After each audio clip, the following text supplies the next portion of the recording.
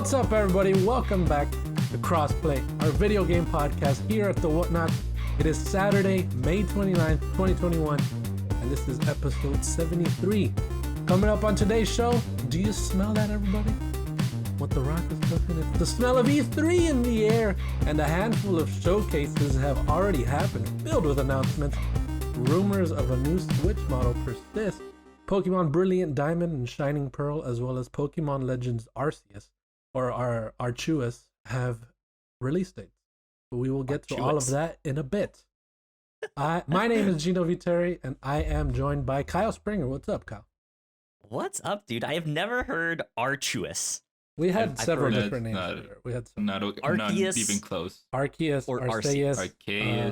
Arceus. I am also joined by Ignacio Rojas. Yup. What's up, Ignacio? And back at it again, Alan Busby. What's up, Alan? How you been, my friend? I can just say hi, but he's got I was about to say, have a problem.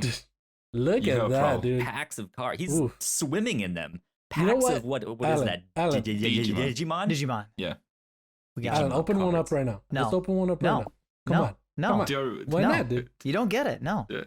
That's me so time. Is this That's why, me is time. This why you were? Is this why you were gone last week, Alan?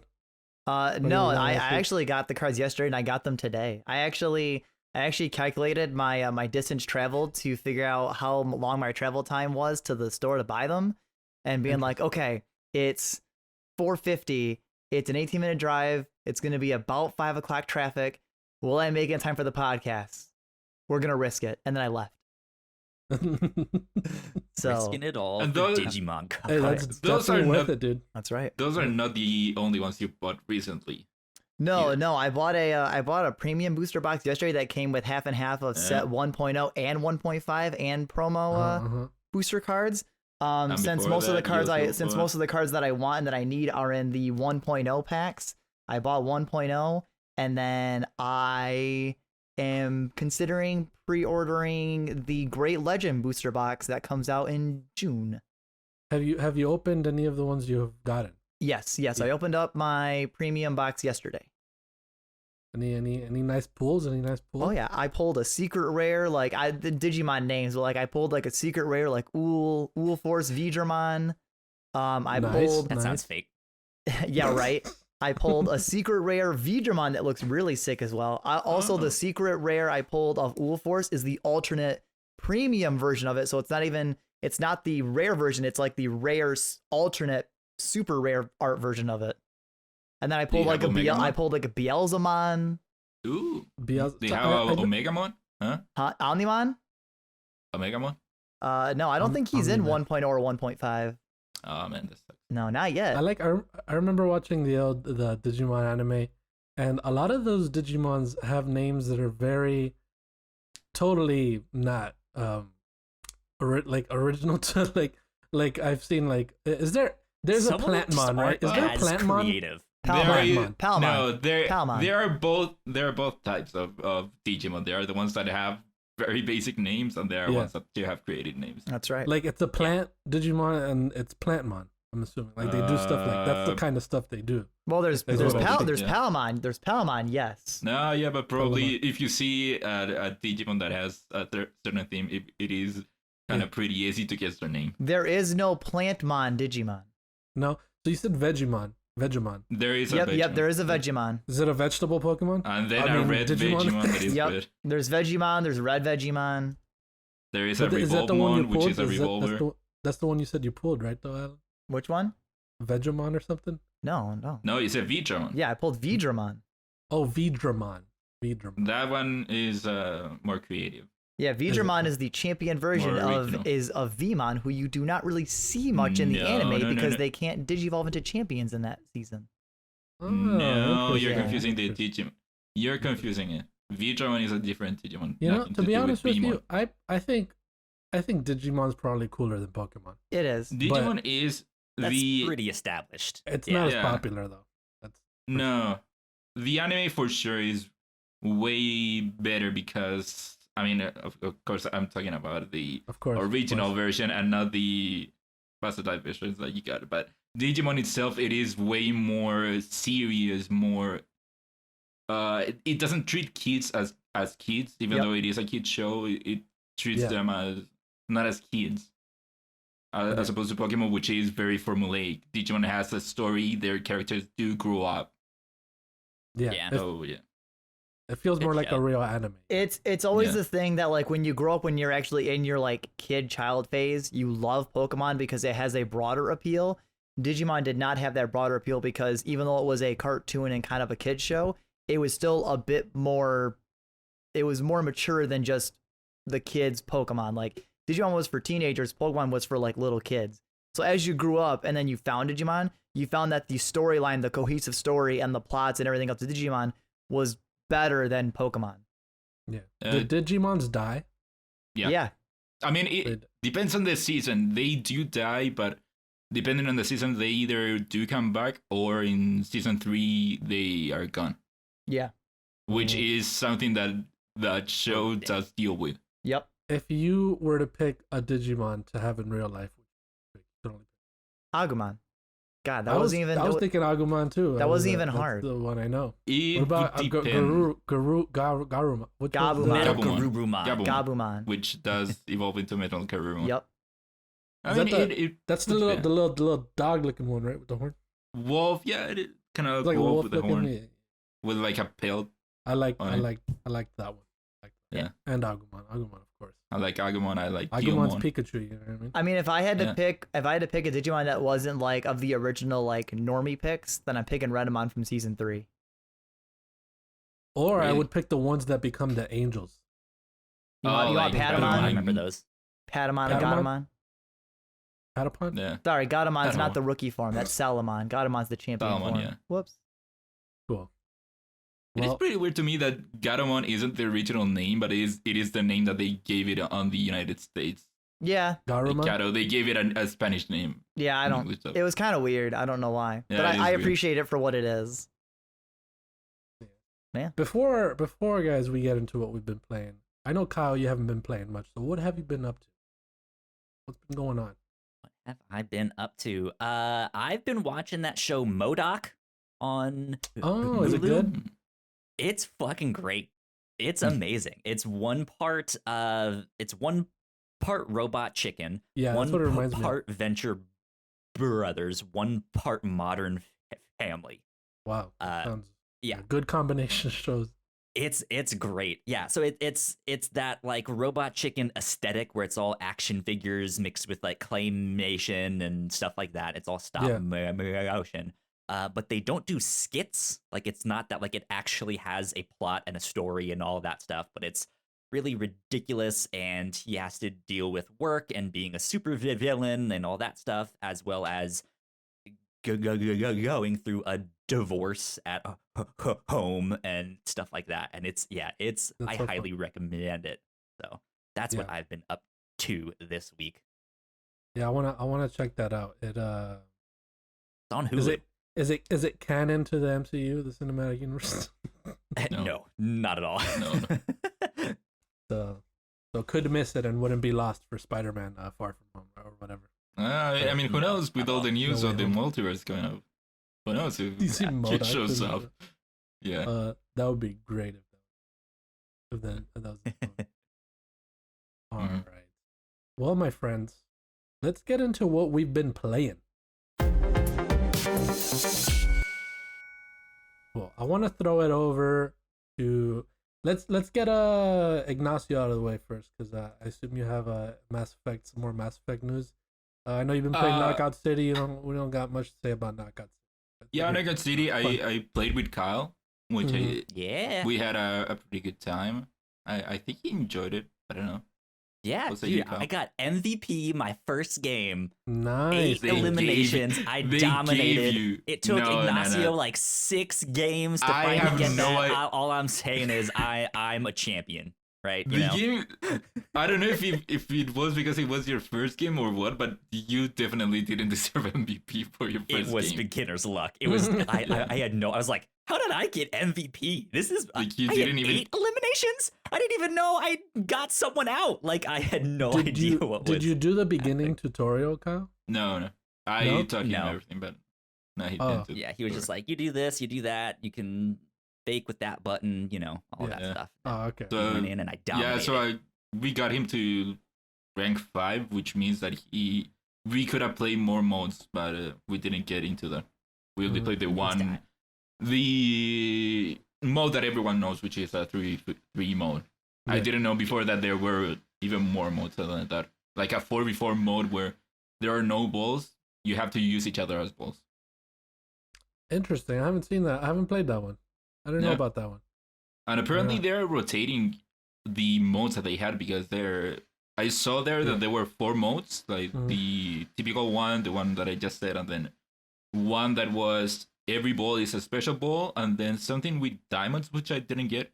But they all, or at least most of them, said that it was a limited mode, that it would be changed after a certain amount of time, that they would tickle them out. That's what I think that game really needs to like stay relevant, is like update the modes every so often, and then give like new special balls or new power-ups or something. Yeah, to just mix things up, because it's a lot of fun, but I can see it being like, okay, it's been a month.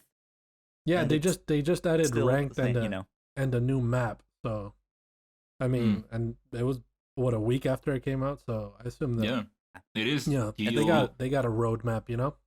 It's still during the block party thing, which you can play for free. Alan, do you have any interest in trying on? I downloaded Knockout City and didn't boot it up, and then promptly deleted it yesterday, because then I was like, you know what? I'm too far gone. I'm not gonna play it. I'm interested in it, but I honestly don't think I'm gonna bother playing it. Sadly. Everyone's extremely good now. Everyone's extremely good. No, we had some pretty good. I mean, if Kyle can get MVP, I don't see why I can't. No. I mean, you have until the 31st. Because I'm a champion, Alan. Sure. You can play it until the 31st for free. Oh, it is also in Game Pass. I mean, I downloaded it for free. Don't I have it for free now? No. Oh, well, you're downloading a trial. Well, once it goes paid, fuck that game. That game's gone. Well, we'll see. We'll see how it drops off once it goes off the trial mode. We'll see what happens. It's like $20. Yeah, it is. I think like $20. Not that bad. Gotta wait for a sale. And again, it is on Game Pass. Also on PC, which is $70. Gotta wait for a sale for that one. Yeah. Can you believe that? It's already $20. What are you talking about? I didn't buy Doom when it was $20. I waited for it to go on sale for $10. Nice, dude. Nice. Well, that's a bargain. That's right. Yeah. Save $10. The pack of Digimon. It's like 2 packs of Digimon cards. God, Alan, how many more packs are you gonna buy? Are you even gonna play? Anyways. Yeah. Sure. I'm missing like 6 cards of a budget deck. All right. Anyways, that was Knockout City. The only other game that I have anything to talk about is Mass Effect, which I don't have anything much to add. I think that I'm 3 hours in. I think that the story is grabbing me a bit more. It's still not quite in. I'm not quite grabbed by the story, but I'm starting to see more of the appeal of it. And I'm 3 hours in. I think I can make it until... My goal is to beat it before Final Fantasy Integrate comes out, which is in, I think, like 2 weeks? 10th, 11th, yeah, pretty much. About 2 weeks. I think I can beat it. Yeah, I think I can do it. One of my problems with the game that I didn't talk about last week was how the game doesn't... It technically tells you where to go, but it doesn't do a good job showing you where to go. Like, characters will say, hey, you go meet me at this place, or you go find this character at that place, and you can go into your journal and see that the mission is go meet this person at this place, but there is no waypointing system, and it is pretty much a trial and error thing, because the game is still divided by... I mean, yeah, the game forces you to explore, but me personally, I do not like that. There was this one mission early on, which it was you had to go find this one character, and they told you, hey, this character is in this planet. But the way that planet exploration works in Mass Effect, it is a bit complicated, where you have to... the map, you have the greater galaxy, which has different points, but then you go to a certain point, and that's like its own system. and then you go choose one system, and then it's its own, but all these different planets, which means that the game doesn't tell you exactly where it is. You have to just either trial and error, see if the character is in this planet, or if you're lucky enough that they tell you which planet it is, you have to go into each one of these sections and have the cinematic go where you go from one part of the galaxy to the other, and then see if that planet is in one of these corners of the galaxy. Mm-hmm.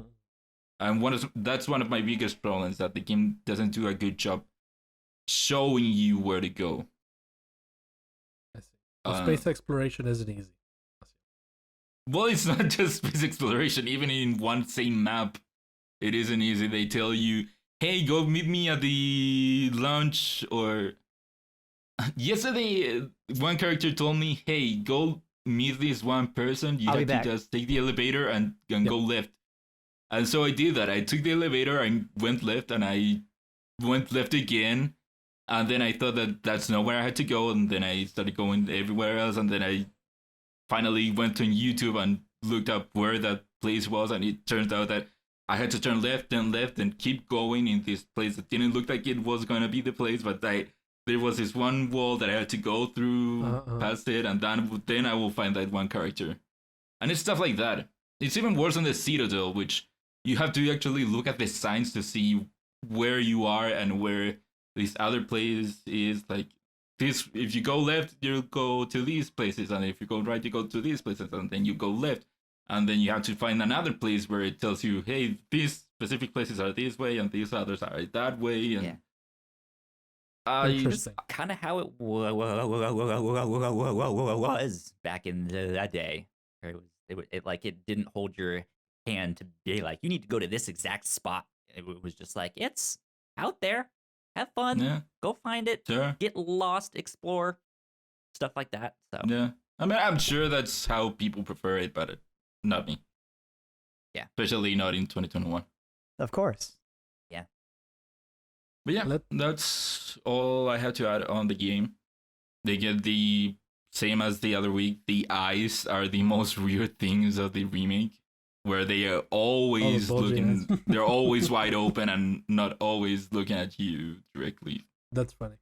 But that's fun. Weird. That's just fun. There's no complaint there. That's funny. Old game is old. Yeah. Old games are old. Let me throw it over to you, Alan. Says I know you've been streaming Bayonetta, but I'm interested about this Erica. What is Erica? So Erica, I feel like I've heard of it. Erica's a game I downloaded. It was on the PlayStation Plus. It was like the free PlayStation Plus game last year fall or something, or maybe summertime. Is that like full motion video? Yes, it's an FMV game. It's an FMV game. Yeah. I heard some people say the game was really good. Obviously, to add to the trophy collection, I downloaded it. It was free, and I was like, I'll check it out at some point, add it to my backlog. I started playing it Thursday because like recovering from doctor stuff, I just kind of like played it Thursday, and I just kind of like relaxed, something that didn't take a lot of brain effort. And Erica's okay. I mean, for an FMV game, it runs really well. It looks really good. But the game's short. Like, you can beat the game. Like, you can beat the story in, like, an hour and 20 minutes. And how long did it take you to get the platinum? I haven't got it yet. What? What? Are you going for it? Yeah, I'm going for it. That's what a trophy guide's for, because some of the stuff I want you to do is weird. But excluding even trophies, like, the game, like, it's weird. Erica's story is very captivating because it's kind of this thing where you're Erica and you play as her, you make choices. The game has like very bare bones interactivity. It'll just have like someone will like a cop will put a piece of paper on the table, right? And the only thing you have to do is, as Erica, you'll just use like the trackpad on the control and you'll swipe down, and it'll be like as if Erica pulled the paper to her and like picked it up. So like it has very minimal interactivity, so it doesn't even have a lot of interactivity, so it's kind of very bare bones. But the story itself of Erica is just, it has a lot of great mystery. It kind of reminds me of Shutter Island in a way. If any of you guys have seen that movie with Leonardo DiCaprio. It's a good one. But the game doesn't really elaborate very much, and it kind of leaves you with more questions of like, not Shutter Island where like, oh man, I can draw my own conclusions. Erica's kind of like, wow, they really weren't going to explain the weird bloody noses and the weird perfume diffuser in greater detail. Like, was that real? I don't know. Like, but I mean, I can't complain. The game was PS Plus free, so I mean, I can't really complain, but I would definitely not pay for the game to play it if I didn't already have it for free. Yeah, that's fair. But yeah, so I wouldn't personally recommend Erica unless you kind of like bad FMV games. Then yeah, go for it. Add it to that FMV collection. I think I missed this one when it came to PS Plus. I don't remember. I feel like I've always downloaded games when they come to PS Plus, but I just didn't remember this one. I'll have to check if I have it. I only ever download PS Plus games I'm interested. Like, there's so many free games I've just let go because I'm like, I'm not into that. I don't want that. They're free. You can just add them to the library. There's a button that is just add them to the library. Nah. Why wouldn't you do that? They are free. I don't know. Yeah, Erica was one of those games that they talked about it when it came out, and I know a lot of people had a lot of good things to say about it. It might have even been a part of Game of the Year discussions. I'm not sure. I feel like that's a stretch.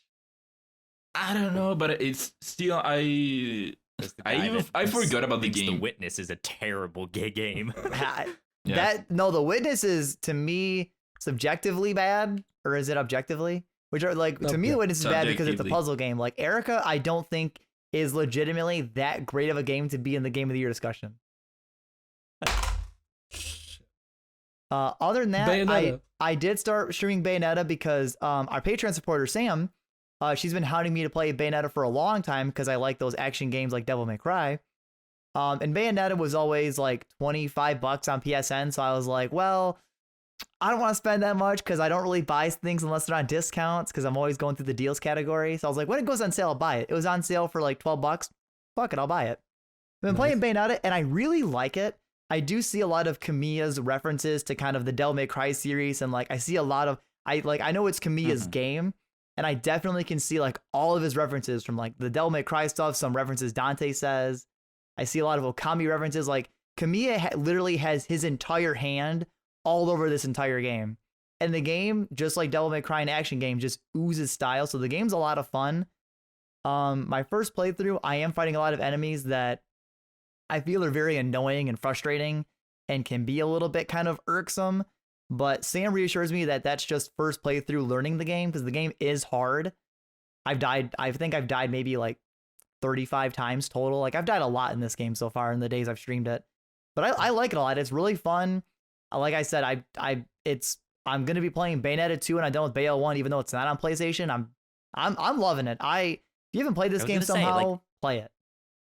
Is this inspiring you or getting you more interested in being like, what's happening with that Bayonetta 3 that they hanging there making, and then I was already interested in Bayonetta 3 because I just like the Bayonetta games because I played like the opening 2 missions, mainly the opening mission of Bayonetta 2, and I loved it. I just never quite got into it because I don't really play stuff on my Switch, so I never got into it. So when Sam hounded me to play Bayonetta and now playing it, I would say I am more interested in Bayonetta 3, but I was already very interested in Bayo 3 regardless. But now, like, instead of just Bayo 3 coming out and I'm just like, oh, hey, cool game is kick ass. Now I actually like play Bayo 3 and be like, I'm actually stoked to play the game. So nice. sorry, Kamiya. I won't forget about the game. Nice. So yeah. By the way, Erica, I think I might have confused it with another FMV game, but it has a 69 Metacritic. Nice. Nice. And it got Game of the Year? It wasn't part of the discussion? Wow. No. I think I'm thinking of another FMV game, but Erica at least got an original composition award at the 23rd annual DICE. Oh yeah, like I said, like the music in the game's very well directed. It's very well directed. What's the FMV game I'm thinking about? I just don't. You also have Digimon you might be because cards. there was one that. Well, we already talked. We already talked about that. Yeah, I just want to know if you wanted to mention. No, well, it was Digimon cards hard to come by. If you find them, buy them.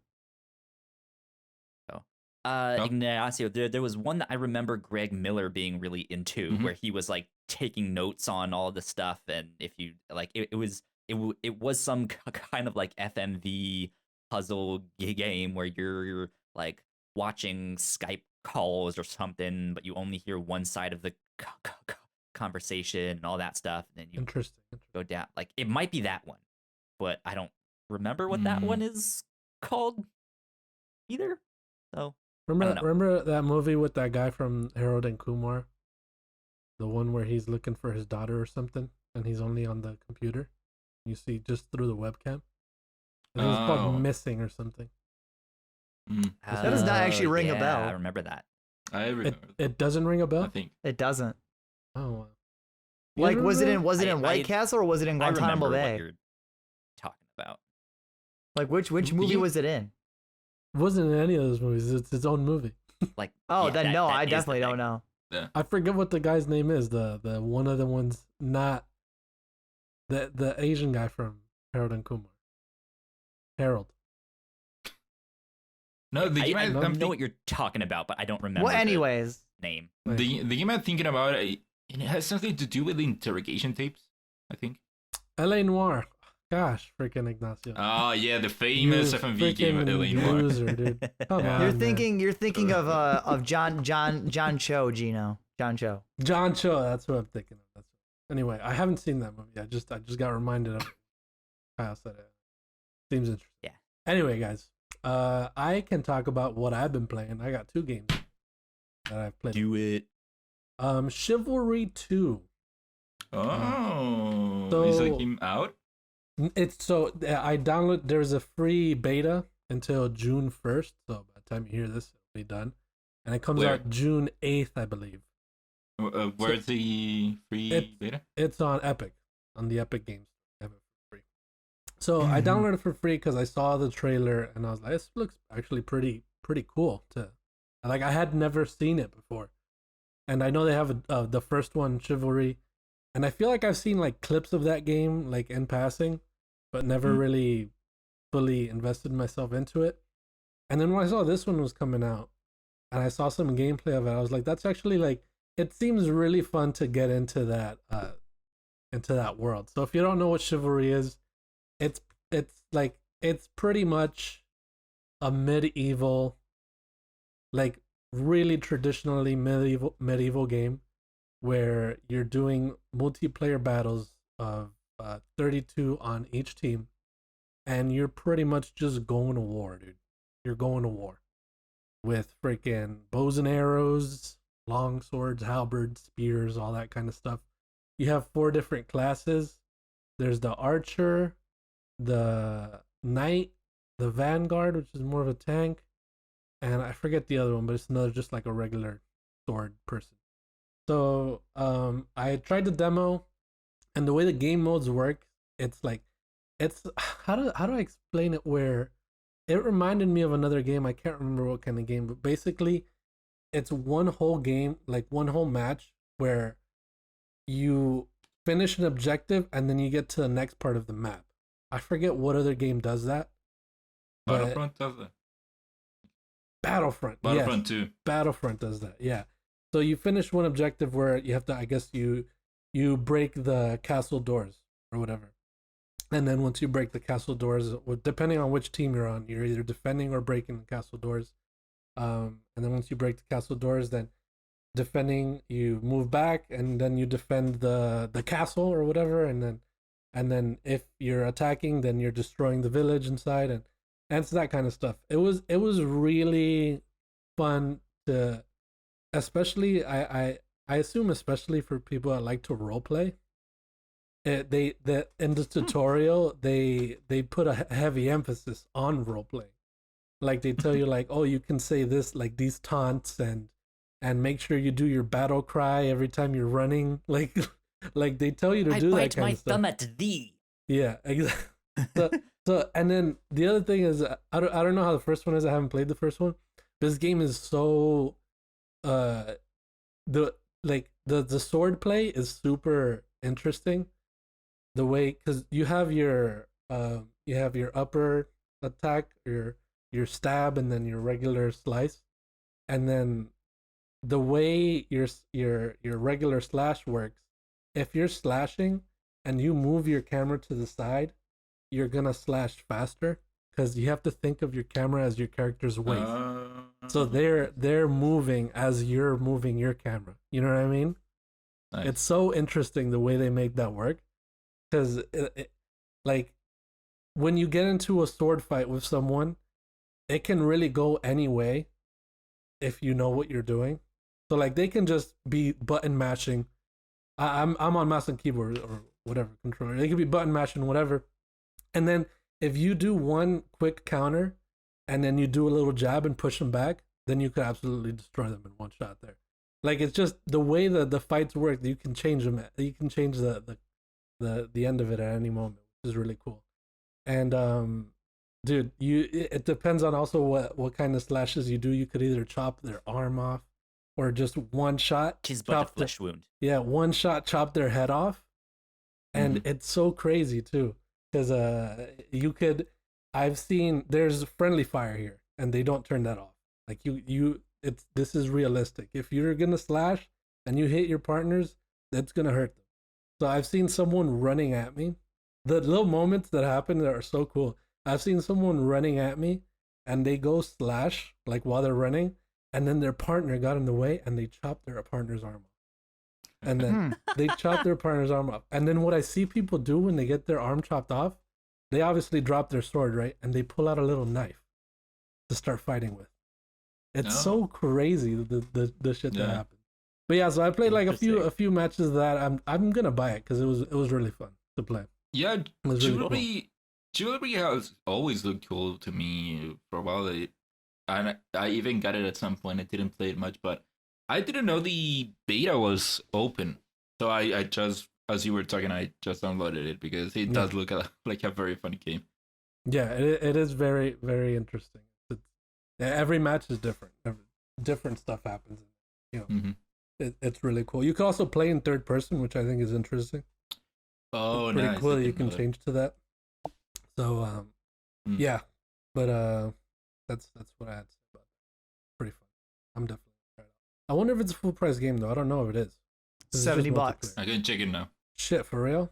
$70. Nah. No, I can check it right now. Better wait for a discount. Anyway, I wish I waited for a discount for this next game we talk about, Biomutant.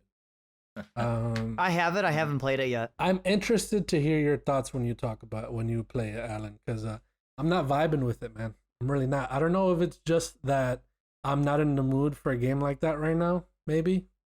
Well, it's not only you. You're not the only one that did it. Well, yeah, no, I feel a lot of people have been. It's all over the place. But the thing is, a game is there. It's just it's so interesting. This game, it's so weird. It's so like the vibe that it gives off to me, which is the thing that I like about it. It gives me that Fable vibe, where you have that sort of narrator that talks over the things that you're doing, the way they do in Fable, and it's just like the music and the world. It's kind of like that Kingdoms of Amalur Fable kind of vibe it gives me. But then when it comes to the character design, it's so off-putting and just weird that I mean, they are mutants. Yeah, it's not consequential to the enjoyment of the game, but the combat itself feels so light. Like there's no real impact to what I'm doing. It's so I don't know. The combat feels off to me. Feels a little weird. There's also no targeting system, which is interesting, but like it sort of targets whatever you're looking at, but it's not like Ghost of Tsushima doesn't have a targeting system, but it goes to whoever you're looking at. It has the rubber band or magnetic effect of whoever you're closest to it. Your character's actions are directed that way. Well, Biomutant doesn't really do that. Yeah, that's like I was figuring like, oh, if it doesn't have a targeting system, then it might be like Ghost of Tsushima, but it's not. It's sort of just when you're shooting, because you also have a gun other than your sword. When you're shooting and you're looking at people, the gun sort of just shoots wherever it wants. Kind of, he just shoots freely wherever you want to go. And I don't know. I haven't played that much of it because I'm not feeling it. There is an interesting game there, but I'm not. Yeah. I'm not too into it. from what I've heard, it doesn't make a great first impression. The narrator, while doing a good job narrating things, maybe is overused and ends up kind of sucking the life out of the characterization that these characters could have, because he speaks for these characters. Yeah, he does. Instead of them being like, "Oh, hey, nice to meet you. I'm Sam, the NPC." The narrator will be like, "He wants you to go kill 3 wolves." But the real question is the action gameplay.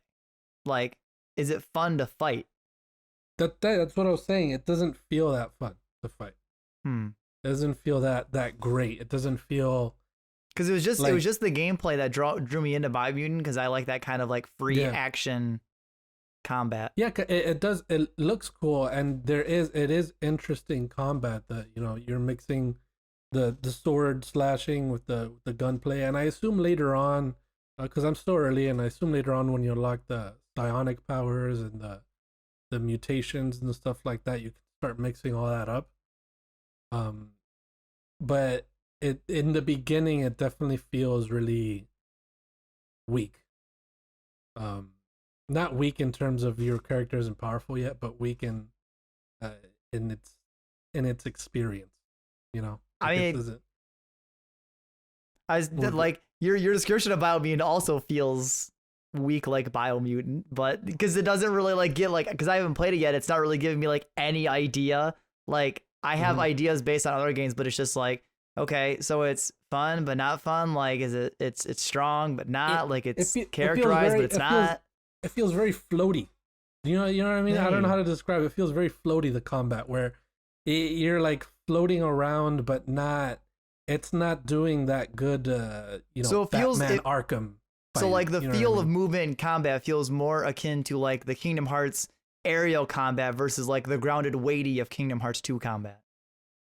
I guess you could say that, yeah. Okay. That's a good descriptor. That gives me more of an idea. Yeah.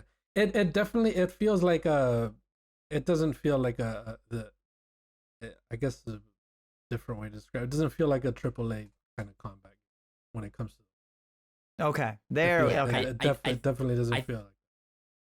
I think that's one of the things that's been kind of going around, is that like in previews, everyone was like, "This looks amazing. This looks dope." And I think a lot of people started to expect this like AAA level of polish and thought and all that stuff. And that's not to say that they didn't put time and effort into this, but it's sounding like at the end of the day, maybe it was more of a AA thing, and I think people's expectations were too high on this. It is a small group. Game Pass. A small group of people made it. Small team. Yeah, it definitely doesn't feel as good as it looks. It looks good. Like watching it, it seems like this is really cool. This is really fast, quick pace, intense combat. But once you start playing it, it doesn't feel that way. It's interesting. But yeah, I do want to keep going into it, to unlock more powers and stuff like that, and try new weapons.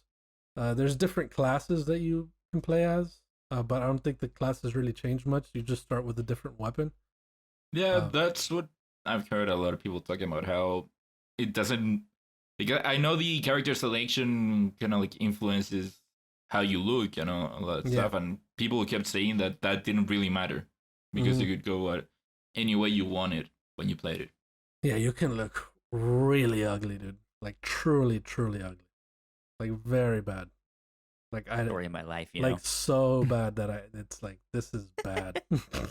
Like, it's weird. But yeah, I haven't played much of it. I want to hear what you think, Alan, when you play. Yeah, don't worry. I judge games very harshly on their gameplay aspect more than their story is secondary. So I'll definitely be critiquing it on the feel. Yeah, the story here is pretty much I don't think it's interesting at all. Because of the way the narrator works. Yeah, the characters you meet, you're not at all interested in them, because the narrator talks for them. And it's just one of those basic tree of life, save the tree of life from the people that are trying to affect. All right. Well, with that, I think that about wraps us up for what we've been playing. So let's take a quick break for housekeeping, and we will be right back. We put a lot of hard work into the shows that we make, and yes, we make multiple different shows here at the Whatnauts, and we'd love it if you would check them all out. You can find out more information on our websites at thewhatnauts.com, as well as your favorite podcasting platform of choice. When you type in the Whatnauts, all of our shows will pop up right there. Just don't forget to give us a nice rating and review if you like the shows. If you want to support what we do here at The Whatnauts, patreon.com/thewhatnauts is the best place to do that. You can support us for as little as $1 a month. You can get all kinds of exclusive content at our $3 tier, and you can get a shout out and thank you on all of our shows at the $5 tier. You can support us on Twitch by subscribing to our channel at twitch.tv/thewhatnauts, and we would love to have you all join us for our live streams and talk with us in the chat. And lastly, we have merch. If you want to grab yourself a shirt or a sweatshirt or a mug or something else, head over to thewhatnauts.com/store to pick up some merch today. And we are back. Big shout out to our Patreon supporters at the $5 tier. So thank you, Sam, so much. You have now influenced the show and made Alan play Bayonetta. So there you go. Thank you for supporting us so much. We appreciate it. Thank you, shout out to other cool things we've been doing this week. Tomorrow, Melissa and myself will be recording our first episode on the review show of the Netflix show Dark. This is one of my favorite shows. It's a German show. It's a time travel show. It is incredible. We've technically covered season 1 of this show like years ago, back when it was only the Whatnauts podcast, and it was me and my friend Paul. And it's consistently been one of our highest performing YouTube videos. Interesting. So I finally watched the entirety of the show last year, and I'm excited to dive back in and check it out. And I'm excited about that. The week after that, if everything goes according to plan, we're going to have Alan on the review show.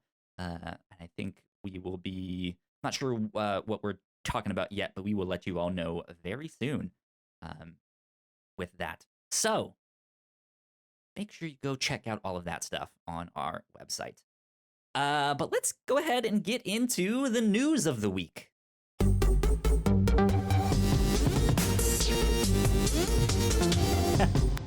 All right, guys.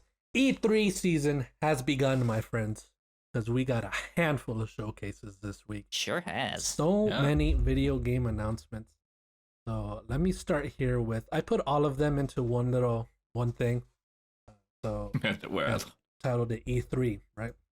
Let's start with one of the first showcases here that we can talk about.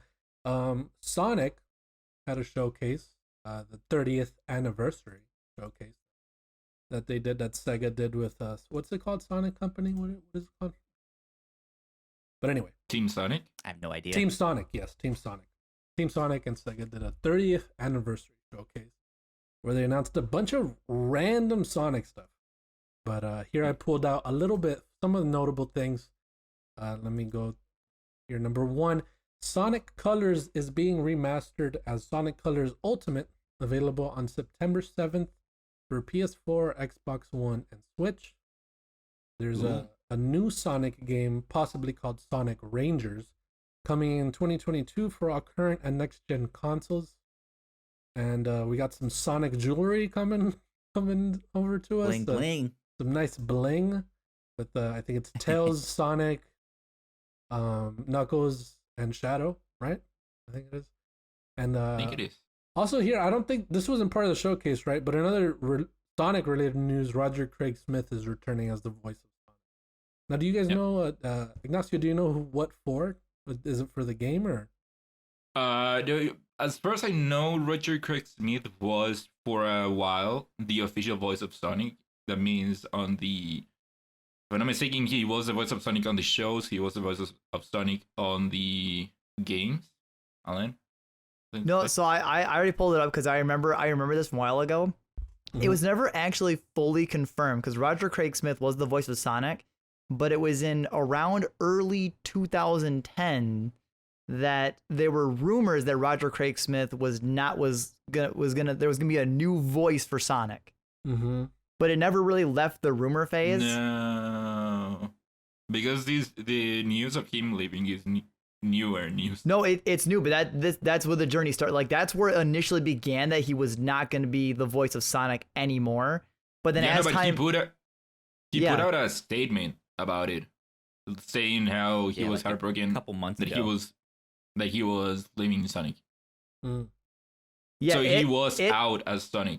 It has his tweet. It shows his tweet in this thing I looked up where it's the whelp over 10 years was an amazing run, onward to new zones. Much love to the fans who've been so kind. It's been an honor. But nowhere in here does it say that Roger Craig Smith was officially not going to be the voice anymore. So they might have been in talks. There might have been talks of Roger not being the voice, and he just kind of assumed that he wasn't returning. So he was just sending much love to the fans. But there's nowhere in here does it confirm he was not going to come back voicing. Do you have his new tweet? His new tweet? No, yeah, the new one is the heart being stitched back together. Yeah. But I'm saying in this though, it never confirmed official. Roger was not going to be the voice anymore. It was only rumors, and it probably just assumed he wasn't returning, so he sent out that tweet. Well, now he's back. So yeah, we also got the new Sonic game, possibly called Sonic Rangers. Any interest from any of you guys for this game? Trailer didn't show enough, but being a Sonic fan, I'll buy it. Show me the chow. So are you our Sonic fan here then, Alan? You're a Sonic fan here. What do you think of Sonic Colors Ultimate then? I like it a lot. Sonic Colors, I know, is kind of part of like the after bad years of Sonic, following like 06 and the kind of games that preceded it before Sonic kind of recovered a bit. So Colors is kind of in this awkward area where if you played Sonic in the Sonic 06 and then were burned by what happened and all of that and how bad it was, you might have ignored Colors because of falling off of Sonic at that point.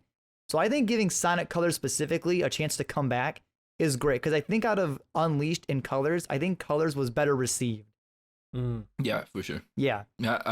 I also played Colors back in the day on the Wii, and I do not remember pretty well how much of the Wii controller was implemented on the game, because it will come out on the PS4 and the Xbox One. So I wonder, if there was any Wii implementation in there, how it will be dealt. Yeah, I think bringing Colors back is a great way to kind of see if Colors was actually like well received, or if it was actually people just didn't like it's a good way to kind of test to see if they can bring other games of that style back. I'm definitely curious that they are bringing back Colors in specific, because it was one of the better received Sonic games, but it's also kind of like in the middle of many other Sonic games, so much as to I don't think people ever think about Sonic Colors. No, and that's why and you're right, there's a lot of other games, but I think they're doing Sonic Colors because it's going back to that 06 year of how bad it burned. And the two big games that were well received that are kind of shaky is Unleashed and Colors. They have a lot of other games, yes. But Colors was definitely a better was more positive than Unleashed, because Unleashed had the Werehog and I liked Unleashed on the PS2, but I know people didn't like that game much. Yeah, so I played the Shadow the Hedgehog one with the guns. Yep, that's the one that I played. When was that? Was that 360? That Shadow the Hedgehog, underrated. Yeah. That game was better than you think. It's pretty good. Really? I enjoyed it. Really? Some news that you didn't include here was that Sonic is gonna show up on several different games. For example, in the official Olympic Games, as not even Sonic himself, he is like a person wearing a Sonic costume, which I thought was pretty fun to have. Which is hype. It's hype. Yeah, and it made the game look pretty cool, to be honest. the game looked cool, if I'm being honest. And the other thing is that it will be on Sonic. One of the original Sonics will be on the new Judgment game. which if you do not know, something that the Yakuza games and Judgment games always do is that they have the Sega arcades in there as like places where you can go and you can play classic arcade games. And I always found it weird that they didn't have Sonic, since it is Sega Arcade. Judgment is made by Sega, and Sonic is one of their biggest games. So I always find it weird that they didn't have a name like Sonic there. But one of the games is going to the next Judgment games. That's cool. Rest in peace, Sonic Adventure 2 Battle. We'll get you someday. Sure. Yeah. All right. We also got a Dying Light 2 showcase. We got some gameplay and a release date. It is coming out December 7th, 2021. I don't know about Alan and Kyle, but me and Ignacio are very excited. That looked so good. It did look really good. It looked really good. I'm also very excited for this. So I played Dying Light 1 back in the day. I enjoyed it, but I didn't stick with it for very long. But looking at even Dying Light, it was like Dying Light 2, it was a game that I hadn't seen much of it, because it is a game that got revealed a while back and has been like off the radar since then. So I was a bit interested on Dying Light 2, but it wasn't that much. And then seeing what they showed on the showcase, it has me super hyped because the game looks so good. It really does. So cool. Yeah. It looks awesome. I remember I played Dying Light 1 a lot with friends, and I played the following DLC and all that stuff. And man, that's one of those games that really it's so fun to play not alone. You need to play with, because it gets so scary, dude. What? It really does get so. Come on, Alan. That game is scary as solo that whole game. No, you played it? Not even a little. No. Did you platinum it? I couldn't, because I couldn't get one of the online trophies. Stupid online trophy. Anyway, dude, so yeah. I played Dying Light. I ran around all the time at night because you got more experience. Like, I embrace the night. That is so scary, dude, at night. Dude. So, Kyle, have you played this game at all, Kyle? Cowards.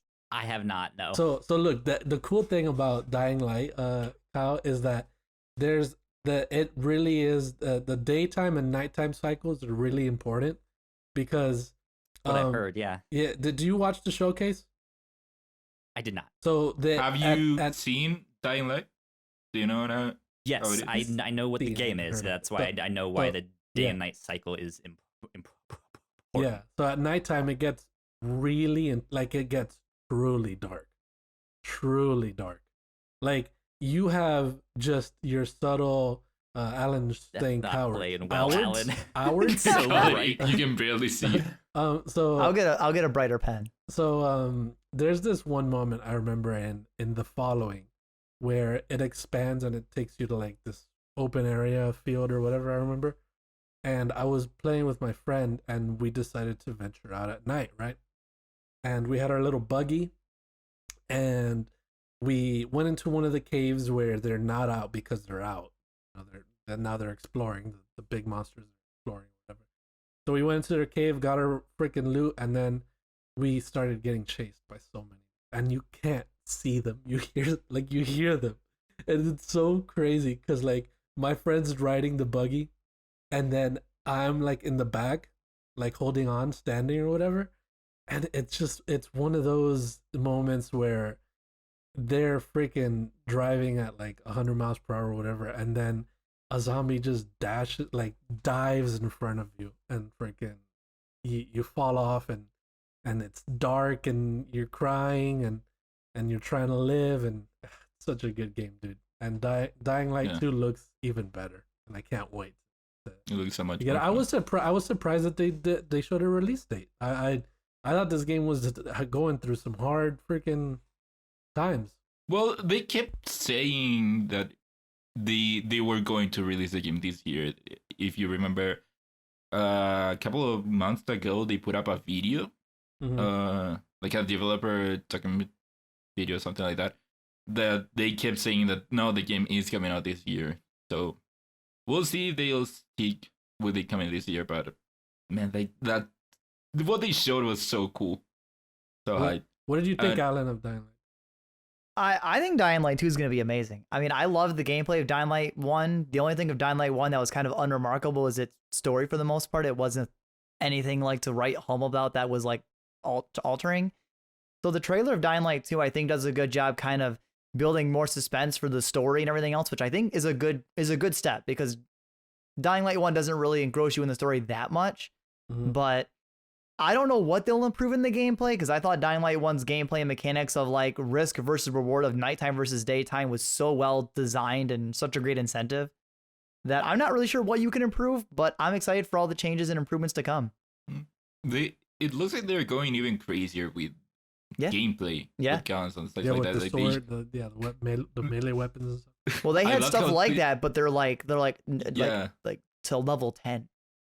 Yeah, but it felt, with what they showed, like it felt like they kept going and going and making it even hyper and hyper. Like they had you throw the spear at one zombie. They had like the scorpions thing that you can throw and pull back, or them cutting people's heads and stuff like that. And also for the nighttime, they showed how you have now these.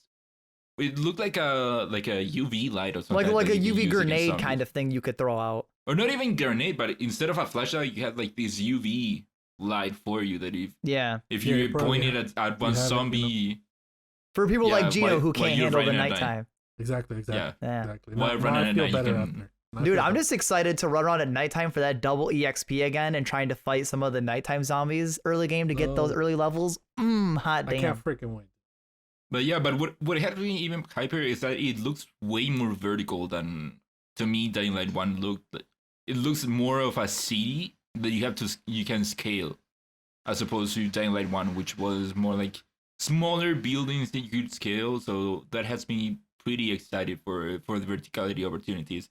And also the story things that they showed, how your decisions will impact the game in not even small ways, in pretty big ways. I don't fully trust that, because a lot of games will say that your stories make a big difference, and then it just kind of is just like some small gimmick. Like they keep going. It might, but I don't. It's skeptical. One of the examples that is always brought up with the game is like there's this one area of the map which is flooded, and you can choose whether to. I don't know if it is flooded and you can raise it up, or if it is the other way around. But the developers keep saying that if that place is flooded, you cannot go there in the story. If you choose to keep it flooded or have it flooded, the whole section will not be available. Interesting. Man, but that's all right. Yeah, okay. No, you said that the choices. It's not really like. I think he's talking more so in the story. Like at the end of the day, the story might end in a similar place. Yeah, is what he's saying. Because all kinds of games have choices of things you can like do or whatever. Like there's all kinds of like those are fine. When you say choices, I'm thinking like you can like save people. You can do this. If you say this person, like it's gonna radically alter equipment or stuff that you'll get or supplies to the story or radical changes where it can have like a different ending and stuff for choices. Like I don't. Yeah, what they showed and mentioned, it to me it does feel like it will be pretty impactful. We'll see. Cool. That was it. Well, and one last thing that they revealed was that there is now a platinum edition of the game, which has for Dying Light 1, which has the game and every DLC, which at normal price is $99 if I'm not mistaken, but right now they have it at 75% off for $25. Cool. So if you want to pick it up. All right, guys. Well, we got the biggest showcase here of the week. We got Horizon Forbidden West. No release date though. Kyle, what'd you think of this? It looked beautiful. I'm stoked. Yeah, I cannot wait to play this. God, yeah, it looked gorgeous. I think the combat looked really, really good. I know the combat in the first one was amazing. It looks like they are taking that to the next level. It looked fairly polished. It looked like they knew exactly what they wanted to do with that, and they've been making it. I guess my problem is that I don't really remember anything about the story of the first one. Mine's the game. Like there's something about that game. I know for a lot of people, there's the fact that it came out like just before Breath of the Wild, so they started it and then never finished it. Well, 2017 is when it came out. When Breath of the Wild came out? 2018? Like 2 weeks after that. 2017. It came out like a week or two after. Yeah. Yeah. It was so if you're in my shoes, Sorry. I didn't have a Switch back then, so I played Horizon Zero Dawn, but there was also just something about the story. Like, as much as I loved it and thought it was neat, I don't remember what happened. So I'm a little bit worried about that, but I'll go on YouTube and figure it out. And then I know they say it was gameplay that was shown. It seemed very scripted gameplay, which is kind of standard. So I'm sure it showed off a lot of stuff that we could do, but it's also one of those things of like, I'm kind of skeptical of like how this actually will play out. No, yeah. I don't think that they lied to you that much. The small tidbits that they showed, I thought obviously the game looks incredibly beautiful. The first one looked beautiful already, and this was just even better. I have no idea how this is gonna run on a base PS4. I don't know if it's gonna run that well. It's gonna be so loud. Yeah, but 2 frames a second or something. God. The one moment that really got me was when she went underwater, and it doesn't worry me for this game, but it would worry me for any other game, because Anthem did. When they first showed Anthem, and you go underwater, it looked absolutely beautiful. And then that game is, you know what it is. We know what happened in that game. But I am confident that they know what they're doing. So the whole underwater stuff looks freaking awesome. It looks between the first Horizon game and then Death Stranding, we know that the environments are incredible that they can make in that engine. Yeah. So yeah, like I'm expecting good things from this game. Yeah, this game's definitely so they posted in the PlayStation blog after the showcase that development is on track. And when they first announced this game, they did announce the 2021 release date. So they announced the year 2021. So I assume we're still getting it 2021. What do you guys think? What do you think, Ignacio? Maybe fall. I personally do not think that it will come out this year. It doesn't feel like it is. Yeah. Do you think that maybe they omitted the date to announce it at E3 when they have a bigger showcase? I don't think so. If indeed I do not remember, but if indeed they did say 2021 last time that they showed it, it does seem pretty suspicious that they didn't even show 2021 this time. Yeah, it's because I think about Ratchet, right? That they said June. When did they say June? What, like 11th? A month ago? No, when did they announce it?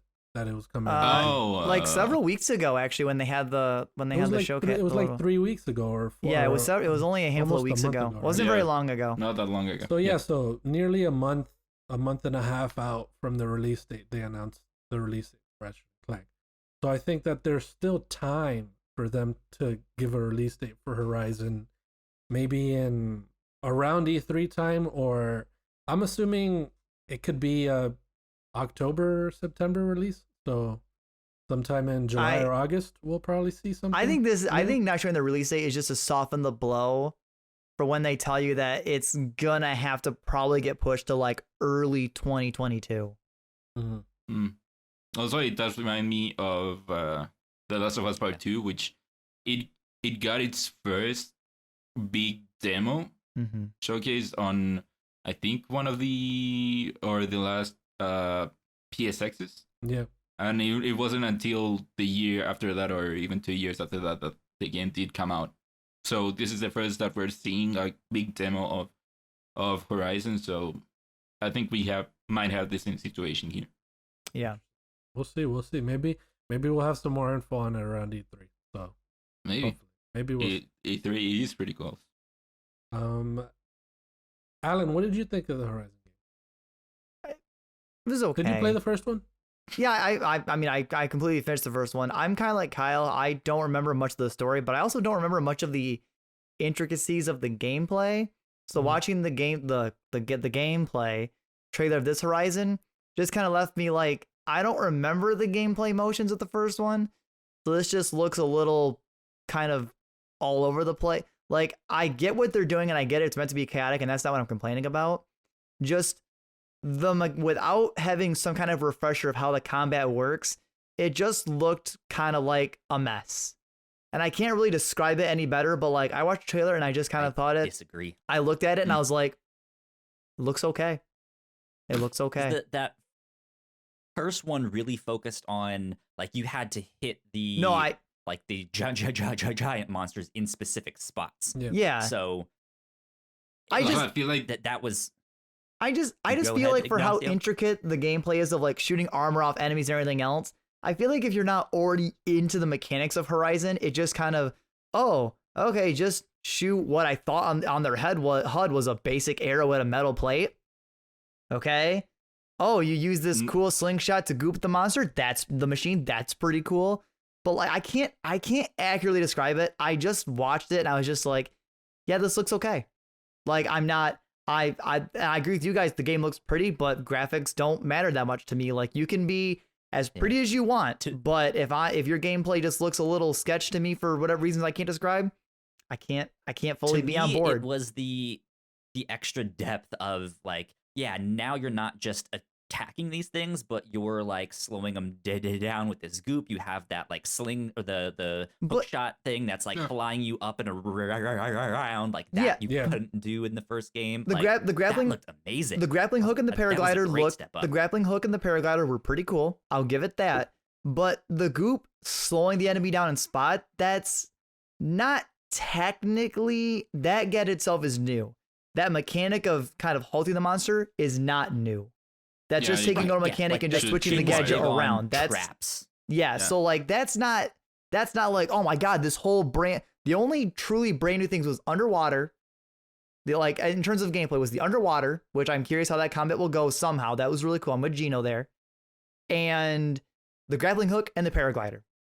There was also the spear, Alan, that he threw. Yeah, I have to disagree. I had to disagree here.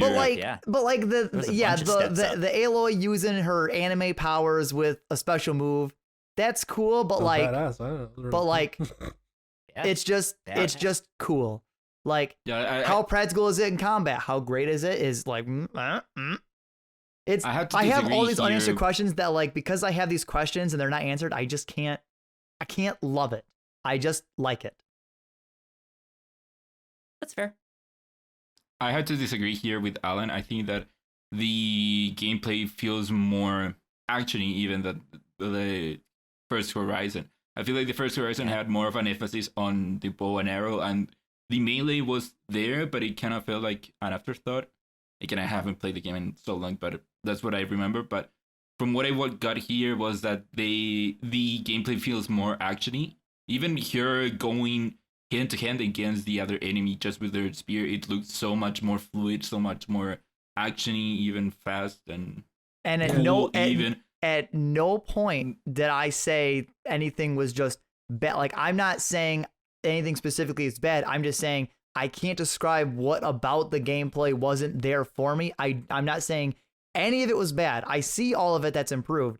There's just something about watching it that just isn't clicking completely. Okay. So I don't know what it is. So I'm not saying anything's bad. So don't say I think it's bad. You said Kina looked bad. So. Well, Kina's gameplay doesn't look good. So fuck you, Al. I feel like Alan has something against bow and arrow. I don't know. Maybe. I love the bow and arrow in Last of Us. It sounds like this. And staffs, because Kina has a staff. Just and staffs too. Oh. Yeah, to me, I'm with what Cal said before, which I started the game. I played maybe halfway through it, the first Horizon, and then Breath of the Wild did come out, and so that took my time. I came back to it several months later and finished the game after that, which meant that I forgot a lot about the story, and I still think that the story that was there was pretty cool. But I feel like if I hadn't had that big gap in between, it would have clicked way more with me. But this story did feel pretty cool as to, because there was this mystery as to why are there robot dinosaurs roaming around. Yeah, and really I think that they, by the end of it, how you discover that on Aloy's past, even I thought that was pretty cool. So I'm looking forward to playing this game. Hopefully, it doesn't come out right before Breath of the Wild 2 this time. I feel like that's also what they're waiting for. Maybe they're waiting for that. We'll see. Yeah. because that's the other thing with this game, that it feels like they are taking even more inspiration on Breath of the Wild. Oh, like yeah. the glider. Definitely. It seems like even the climbing will be improved here. So hopefully they can avoid that situation again. But something that I want to shout out is that the game is set on San Francisco, and I feel like the game is taking advantage of that. I was watching kind of Fanny's reaction to it, and of course they all live in San Francisco. That's where they are, and they called out how Aloy was walking on Lombard Street straight up, and once you get on top of Lombard Street, you can see the Golden Gate Bridge. So I find it that it is pretty cool that they are using this setting like that, because Horizon Zero Dawn, I think, was in some generic area. It was Seattle? Or not generic, but no nameplate. Seattle? I don't think it was. I don't remember. It was more east. I think that's why this one is the Forbidden West. Yeah. And also I like how it. Also, I like how the setting feels more. I don't know how to describe it. Like dense, for example. Like the gameplay started in like a jungle environment, and I feel like something like that where you will fully submerged in that area. It feels like that wasn't something that you saw on the first Horizon. Yeah, it feels very lively. Very lively. Yeah. Let's move on to the next showcase here. I know for sure, Alan, you were excited for it. Oh yes, I think I was actually awake when the showcase happened. Awesome. So we're talking about the Dragon Quest showcase. They had a 35th anniversary. So 5 years older than Sonic. Definitely more popular. Right, guys? Sure. Right. Sure. A little subjective, but so I got some notable things here. Dragon Quest X Offline announced for a planned 2022 release. This is Dragon Quest X, if you don't know, is the MMO. So they announced sort of an offline version that they want to release for worldwide. They didn't say when or anything, so there's not much details on that. I really want to play. So they did the Final Fantasy named Dragon Quest X. They made it online. Their Dragon Quest X in that franchise is the MMO version. Yeah, and I've always wanted to play that one. It looks freaking incredible. It came out for the Wii in Japan, and it has not been released here, and they have no intention of releasing it over here, which sucks because I want to play that game so bad. But that's one of the things we never got 10 over here. Yeah, Rip. Sucks. Dragon Quest 3 remake in the Octopath Traveler engine was announced. Freaking incredible. That's neat. What did they call it? 3D, 2D? Yeah, it's called a 3D 2D something. 3D 2D something. Yeah. I forget what it's called. But that's what they're naming it. The Octopath Traveler and Project Triangle Strategy. That's their new genre, the 2D 3D whatever. Let me go through these last two. Dragon Quest Treasures 3D puzzle platformer was announced, and Dragon Quest 12 The Flames of Fate, which is follow-up to Dragon Quest 11, of course, is described as a more adult Dragon Quest game. And all these games, for the first time, will have a simultaneous worldwide release. So, Alan, are you excited for Dragon Quest 12 and all these other ones? Well, okay. If I'm just breaking it all down, 10 being an MMO, not for me. Don will play MMOs. Yeah. So that 10's already off the board. Offline, maybe. Dragon Quest 3 I think is great because Dragon Quest 3 I know is some people's favorite Dragon Quest game. And that getting remade in the Octopath Traveler engine, as you said, it does look really incredible, the little bit that they did show and stuff that we saw. Yeah. So I never played 3 because I'm not like the biggest DQ fan. I played like the original series of Dragon Warrior Monster and then 8 and 12. So having 3, I will definitely pick that up. 3D puzzle platformer, You already know I'm not playing that. Look what's in its title. Puzzle, come on. Yeah. We're not playing that. Definitely not a puzzle guy. The one I want to actually say with adding a couple things is the Dragon Quest 12. Yeah. So when I saw this on Twitter break out with some of the people I followed that were talking about this, people are kind of worried about, like, I have faith in it because I kind of like when things innovate a little bit, even though Dragon Quest is known for not really innovating a whole lot. Dragon Quest is known as being the series under Square Enix now that stays the same and traditional, where Final Fantasy is the series that experiments and changes. Yeah. So you did mention that it'll have a darker tone, like a more adult game. That's true. That's one thing people are kind of iffy on. I'm pretty excited because I think that I like the more darker, more adult kind of stories. The other things too is they said that Dragon Quest will see big changes coming to its command battle system, and that's what people are really upset about. Is because, like I mentioned, being traditional, people don't really want Dragon Quest to change very much. So there's been a lot of rumblings of what the combat's going to change to or what's going to look like. So no one's really cemented anything. We haven't heard anything. So grain of salt of like what it might look like. But I know people were very worried about that. Could it be like a Final Fantasy situation? No. 15. They're assuming it's going to be something similar, more to that kind of like free action, which people don't really want Dragon Quest to be, because Dragon Quest is traditional turn-based. Mm-hmm. And the last one is it seemed like it was going to stick to the turn-based, but change it a little bit. We don't know the extent of how much they're going to change. But when they say that big changes, that's what has people worried, because big changes isn't just a slight alteration. And the last one is, it says impactful player choices, which will change the course of the story and will return to the series. So you just spoke about that. I don't know how I feel about that one, because like I don't really like player choice, because I feel like in the end, when it returns to the original series or like how the story's supposed to end, your choices don't really feel like they matter. So I don't really think having that, I'm not excited for that part, but I'm hoping that if it's in there, it's just going to be some little like cosmetic or minor thing, and it will really be something of absolute no consequence. And the logo of Dragon Quest 12, if you've looked at the logo compared to all the other ones, it is much darker and more like mature looking than all the other logos. Mm-hmm. Yeah, it looks intense. So yeah, very excited. The exciting thing is here, and because they've never done this before, that simultaneous worldwide release. Games like obviously Dragon Quest X, they don't want to release it over here. I don't know why. I hate that. I want to play that game. But Dragon Quest 11, we waited I think a year for it to come over here. I think so. That was the shortest amount of time we waited for a Dragon Quest game to be brought out over here. So the fact that they're releasing most of these new ones, 3 remake, the puzzle platformer, and 12, all simultaneously, is very cool. So that's good for fans of Dragon Quest, and I've played Dragon Quest 11. I like those games, but they're so there's so much of a time sink that I haven't really got into them. But I'm definitely Mr. Plays FF14 worried about time sync. Exactly. That's why I would play the freaking 10 MMO. I would freaking love that. I would love that. It's just my kind of game. But anyway, move on to the last showcase we saw.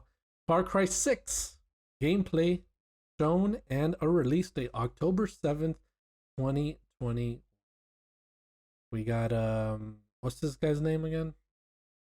Giancarlo Esposito. Playing what? What is he, a Cuban or something? It is set on a fictional island, but it is very clearly inspired by Cuba. Yeah, that's what they said it, right? They inspired by. Yeah, it is this island run by a dictator that got cut off of the whole rest of the world, and you are playing as a guerrilla member. Mm-hmm. So yeah, it is pretty much inspired by Cuba. Yeah. Game looks cool. It looks interesting. Mm-hmm.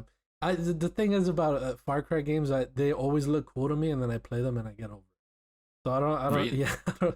So, but this one does look even cooler than the other one. So I don't even. Yeah. I don't know if it's gonna be the same thing for me. I'm a big fan of the Far Cry games since Far Cry 4. So I what's funny for me is that I feel like those types of games are games that I get into, but I never finish. But somehow I finished all Far Cry games since 4.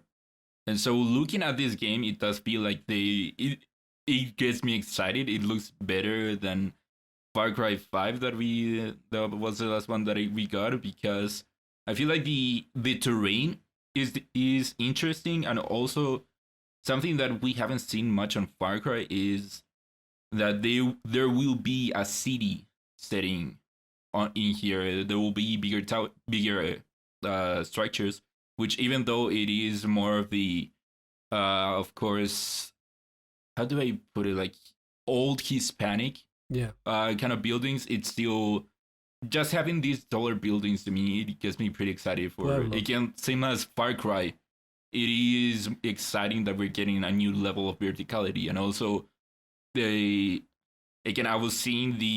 was watching kind of Funny's reaction to it, and there they had Steve Saylor, which got to play the game. And one of the things that he talked about was how it feels like the game is gonna react to your actions more than before. Like, the example that he gave was that there are these checkpoints that you have to go through in your car. And so if you go through them and you just pass through them without getting checked, the guards will pull up like things to pop your tires. And so stuff like that has me pretty excited. I love I like when games react to your actions. The one thing that I didn't like about Far Cry 5 was that you're getting attacked absolutely constant, and there's no safety. Yeah, it was like, I understand like being in an area where it is gonna be tough, but it just got annoying at some point. Like, let me get to my waypoint. Like, I do expect it to be. Thank you. We'll see. So unfortunately, Ubisoft kind of fell into their old habits this week. According to thegamer.com, they interviewed Ubisoft about themes of fascism, slavery, and martial law with Far Cry 6. Yeah. And it turns out in the interview they didn't ask them specifically, but the guy went ahead and was just like, yeah, we don't want to make a political statement with this game. And it's another one of those eye-rolling moments of that I think for me plays into why I haven't really played these games yet, of like, they look neat, but then when it gets out there, people just kind of get over them real fast. And it's like, it's a good game. Like, it's fun, but they're also just not saying anything about this, which just kind of makes the game fall flat, I think, for a lot of people. I saw that interview, which again, we've seen that so many other times with other Ubisoft games, that they say, hey, the game is not political, even though it is kind of hard to not make it political. My personal view here is that I do not need every piece of media, every game to have a statement. So personally, if they say that the game isn't making a statement, isn't political, to me it's fine.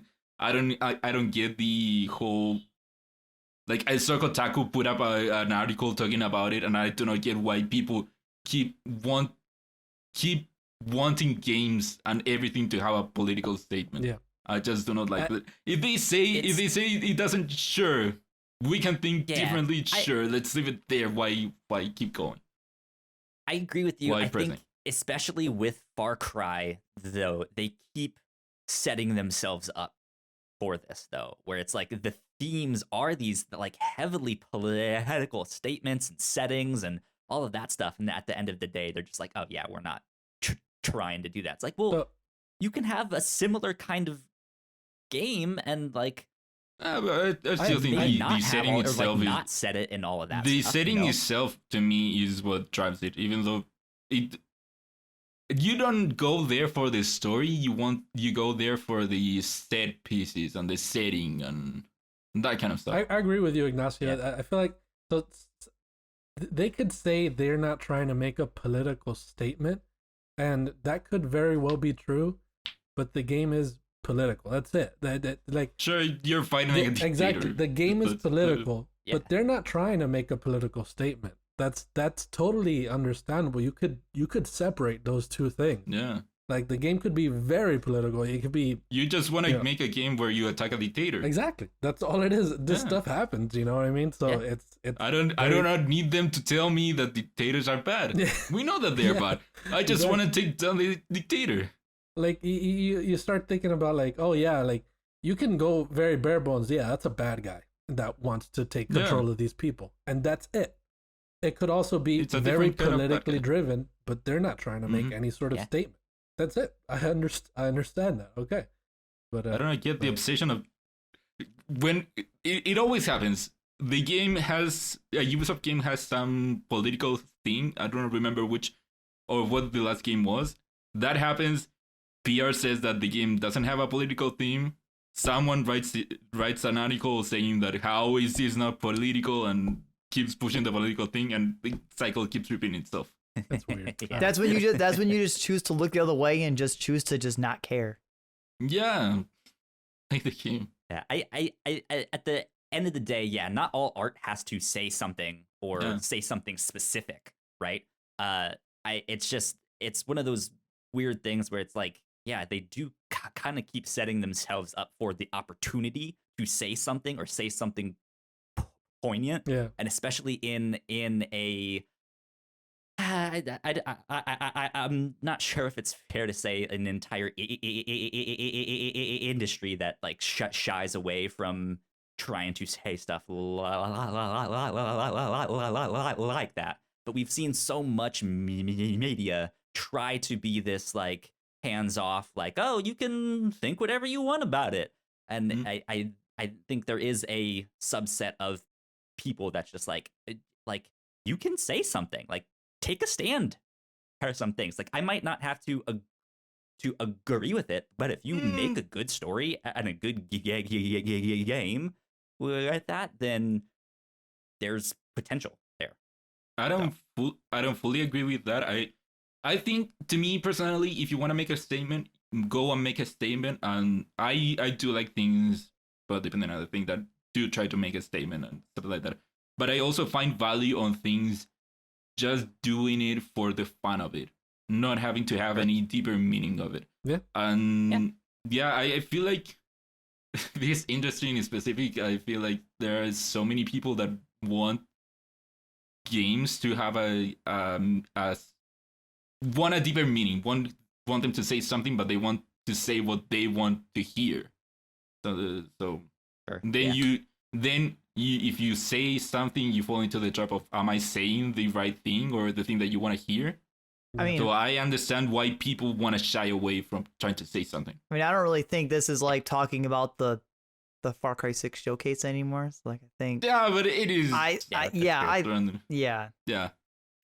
want to play games and kill dudes. That's it. There you go. Yeah. You're promoting murder, Alan. You're promoting murder.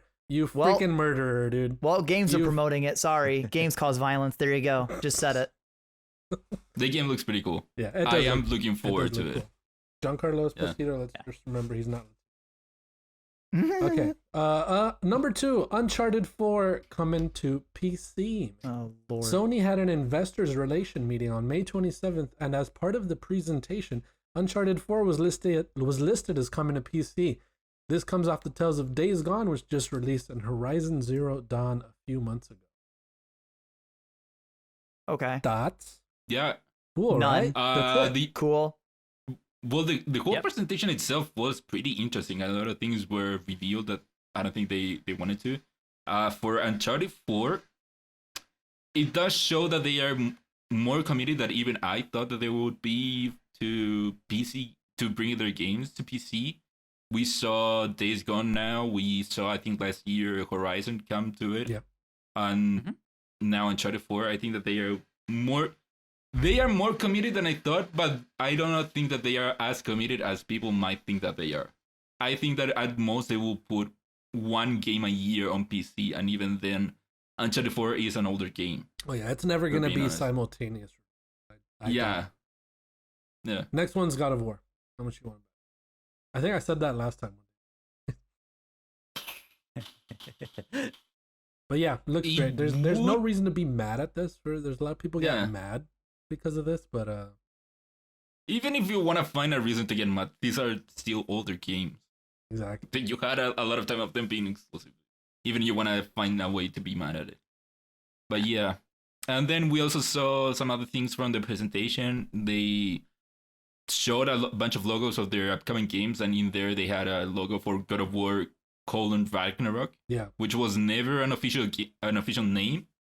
So this kind of felt like a confirmation of it being called God of War Ragnarok. Mm-hmm. Also, funny enough, they did say that was a mistake, though. Yeah, because the image that they used was taken clearly from the internet, from someone else. Yeah. So we'll see if maybe it was a mistake. I mean, it was a mistake taking it from the internet, but maybe it was a mistake. The Ragnarok part, I maybe think not. we'll get some God of War news around it. We have to. Yeah. I assume we will. Some other things that we got. They talked about PS Now and their subscribers, and one of the things that they showed was upcoming games that are coming to the service. One was Miles Morales, which is a game that came out, but the other one was Horizon Forbidden West, which is the interesting one here. Interesting. Yeah. But yeah, there was a lot of stuff in that. Yeah, and then the last one that I think that is relevant, they talked about mobile games, how they will make it seems that they're gonna make a bigger push of them bringing their IPs to mobile. I don't know why. Whenever I hear Gito say that that's interesting, I always hear the meme in my head of here's a long story, and then the person replies, "That's crazy." Yeah. I haven't seen that meme. What meme is it? Have I seen it? I've probably seen You haven't seen it? Oh, I'll have to send it to you later. That's crazy. Number That's 3. crazy. Super Nintendo Switch Pro. That's what I just named it. We got some news coming soon. Bloomberg has reported that news for the new Nintendo Switch console is coming soon, sooner than E3.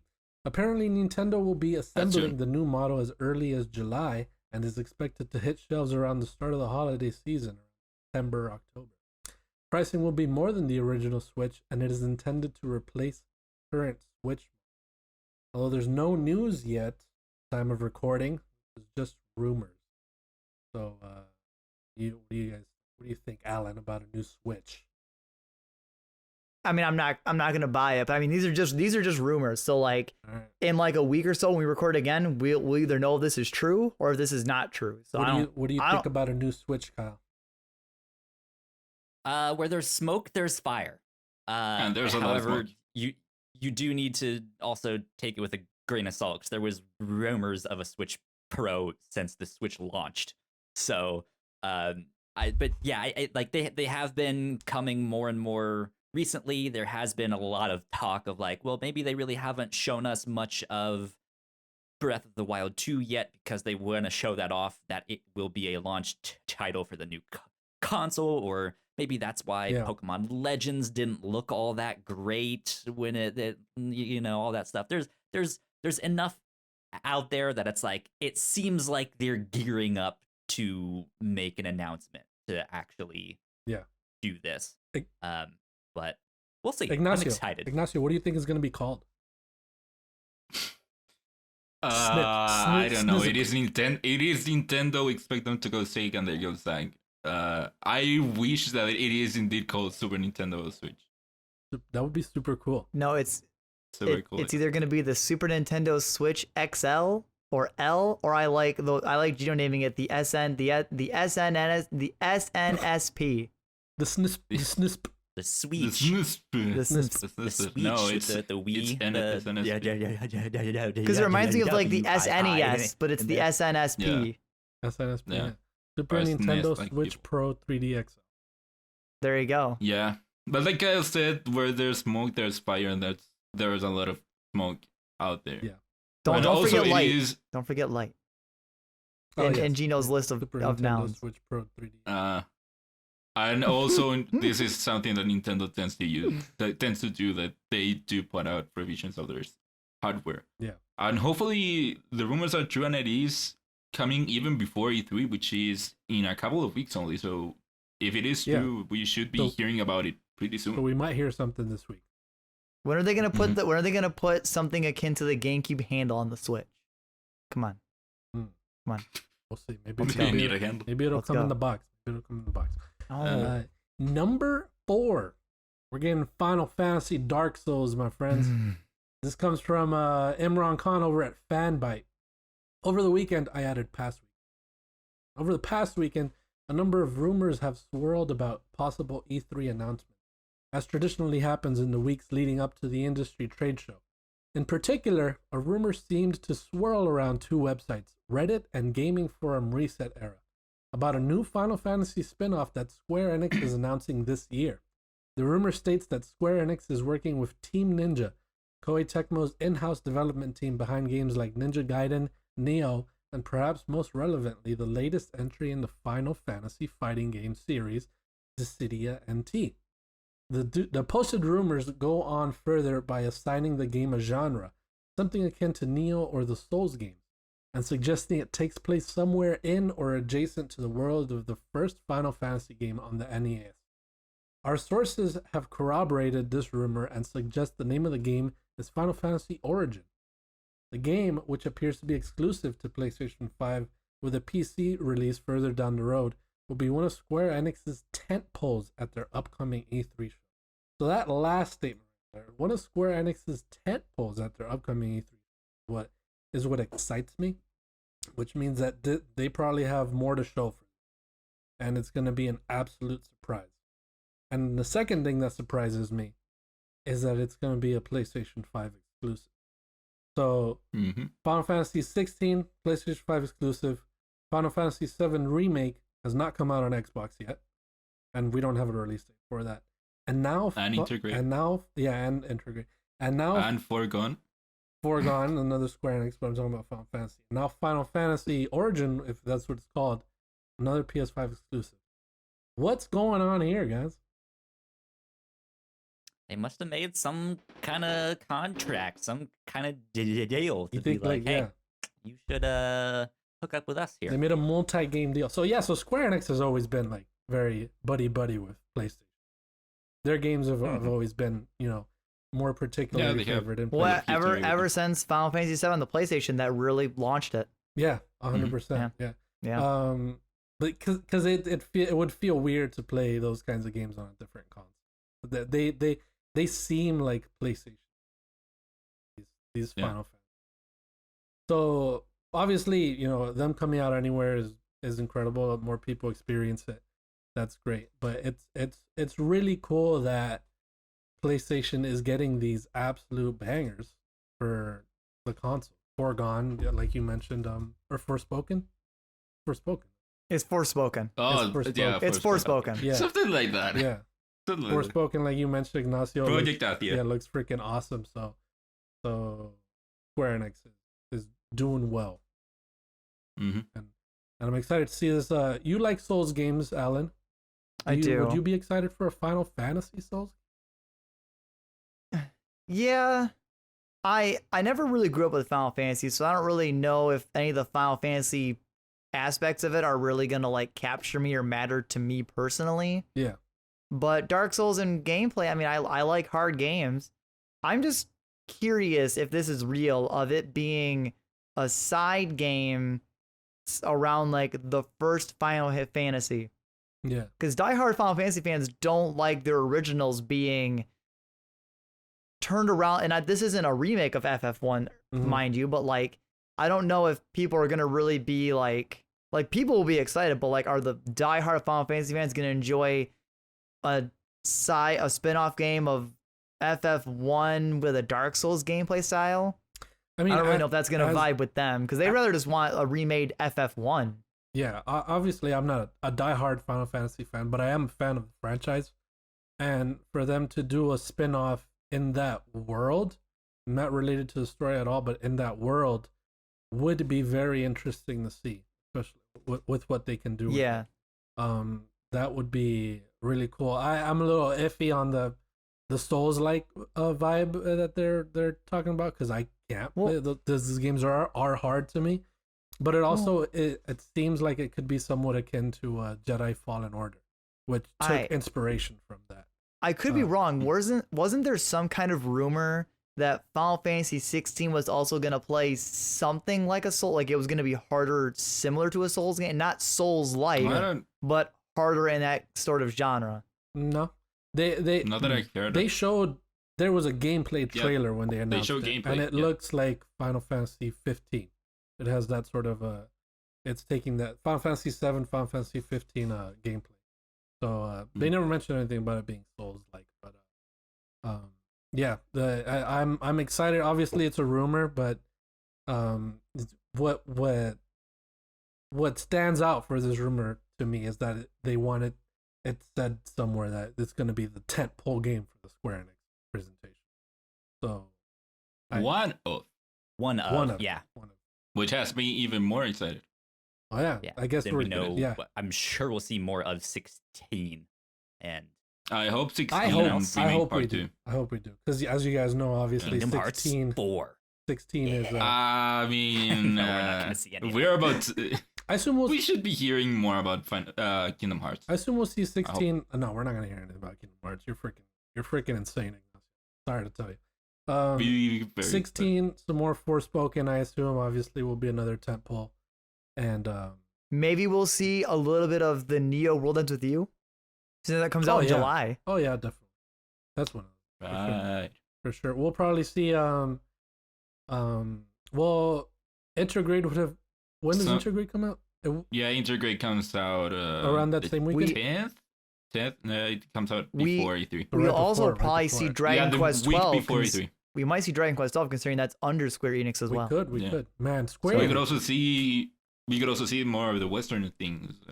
God. No, the Western stuff don't matter. We don't matter. Tomb Raider. Hopefully more for Avengers. We don't matter over here.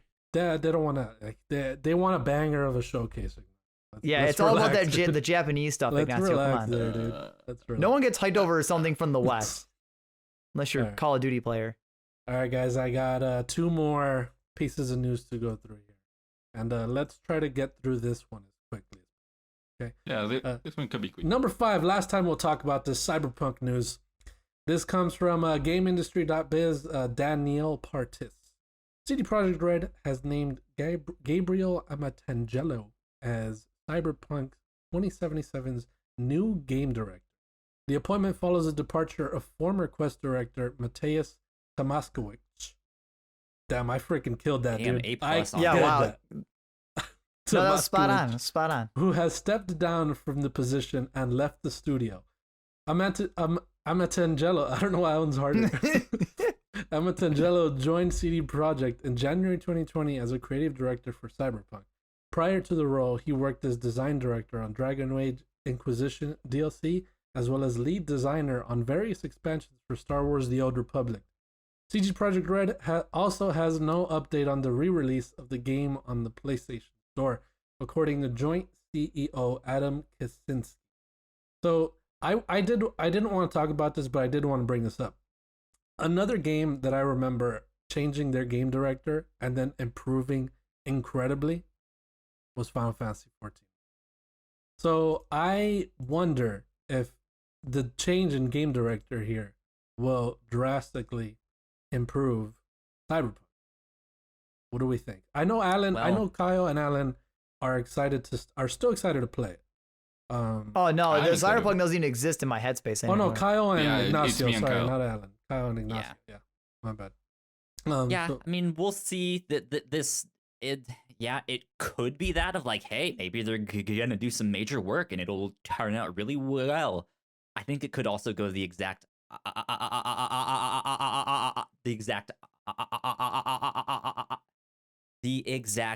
opposite way of just like, ooh, they're switching directors after the game already came out and it's I don't know, this doesn't look good.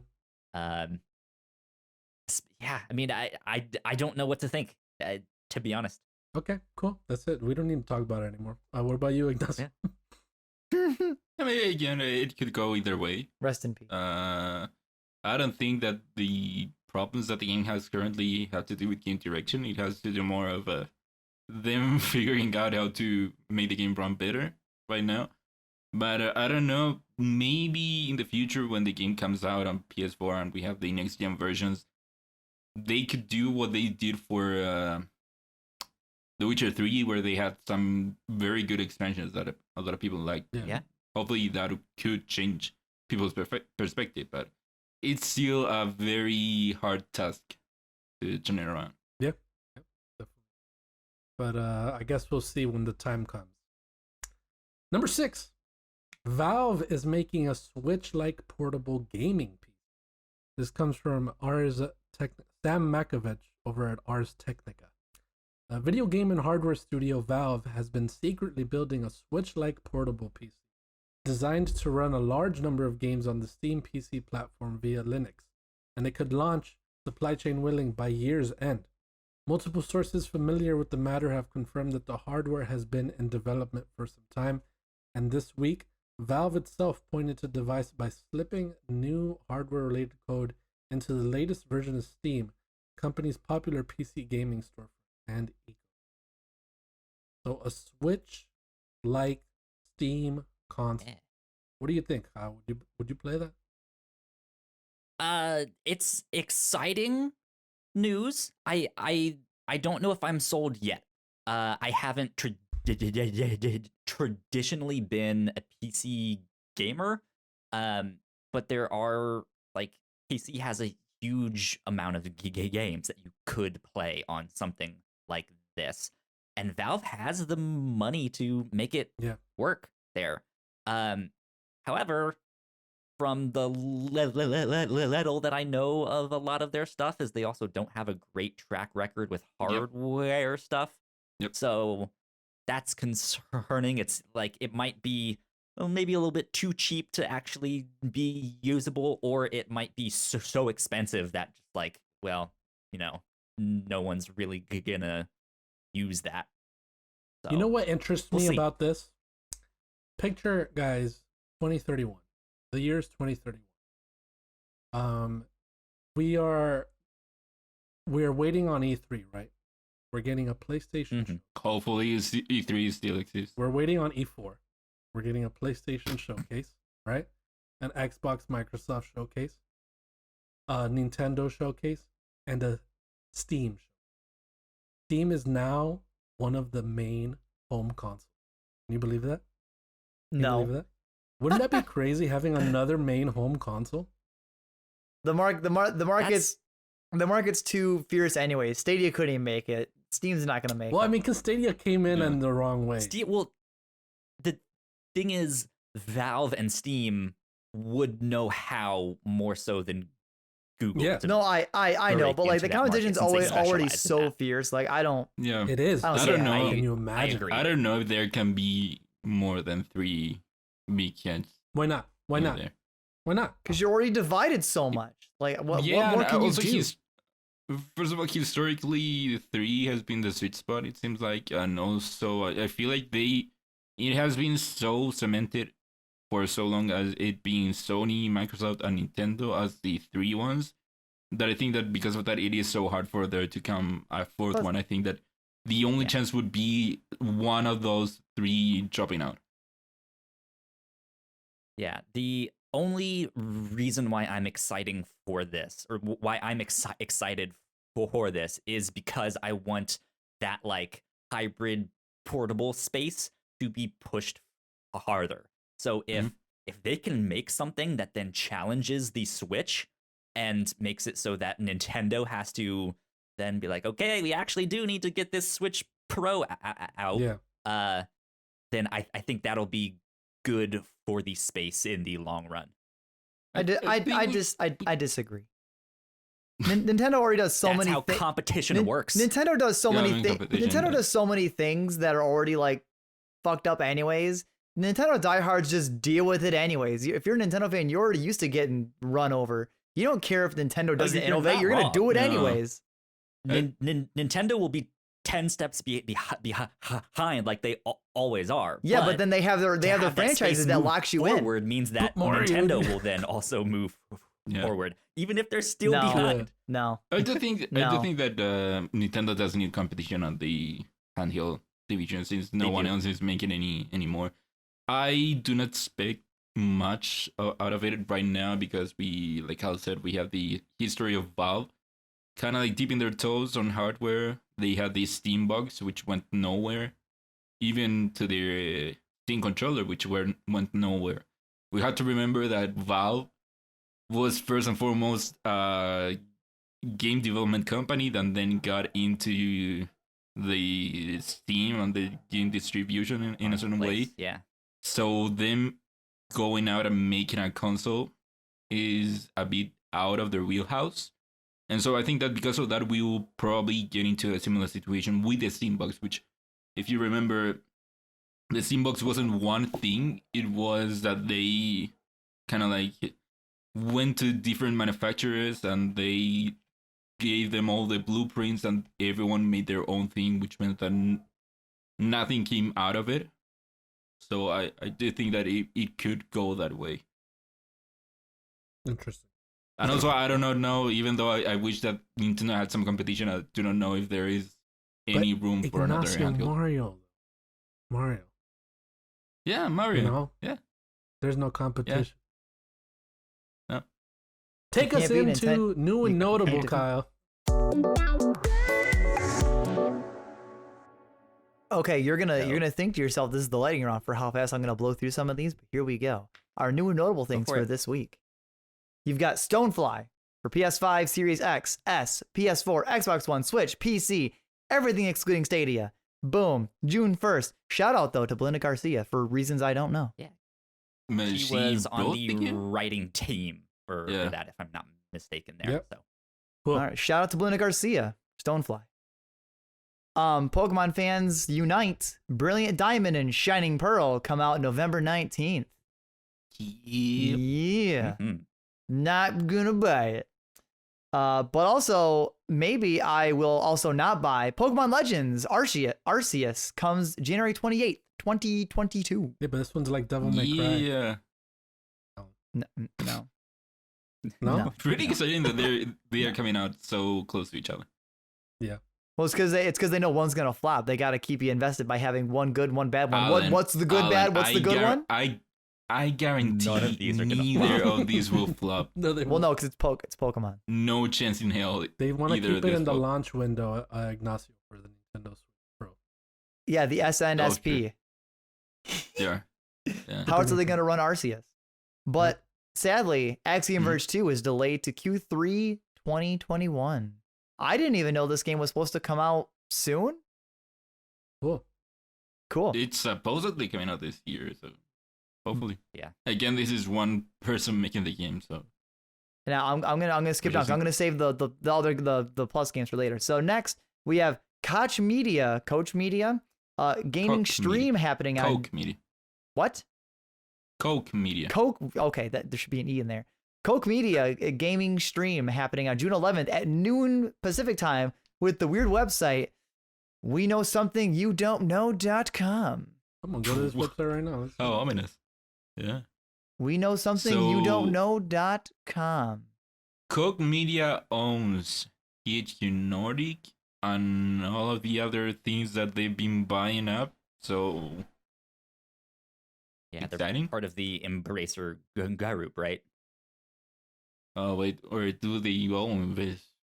Are they really? I thought the big name was Embracer Group, and they own things like Coke Media and Deep Silver and THQ Nordic. It was all under Embracer. Embracer Group is the big daddy. Yeah. No. What's up next? The IGN Expo is happening again on June 11th. Oh wow. At 1 p.m. Pacific time, and we'll be partnering with Jeff Keighley's Kickoff Live. I'll tell you guys, this is just a glorified Google one or the Calendar. other. I'm gonna be honest with you guys. What they're just adding IGN to the name now? Like what's the I'm making fun of you, Ignacio. God damn it. Damn. Go on to the next Can't one. appreciate. Well, you know what? Regardless of that, Xbox and Bethesda Game Showcase is happening on June 13th at 10 a.m. Pacific time. Mark your calendars. Nice. For all those games you can't play on PlayStation. Oh. Yeah, so Coke Media is a subsidiary Of Embracer Group. the Embracer Group. Uh-huh. So they own Deep Silver also. And a couple of. Almost done. Dreamscom returns this year on July 27th, showcasing a bunch of creations and creators in dreams. I'm gonna be there. Your dreams may come true. Yeah.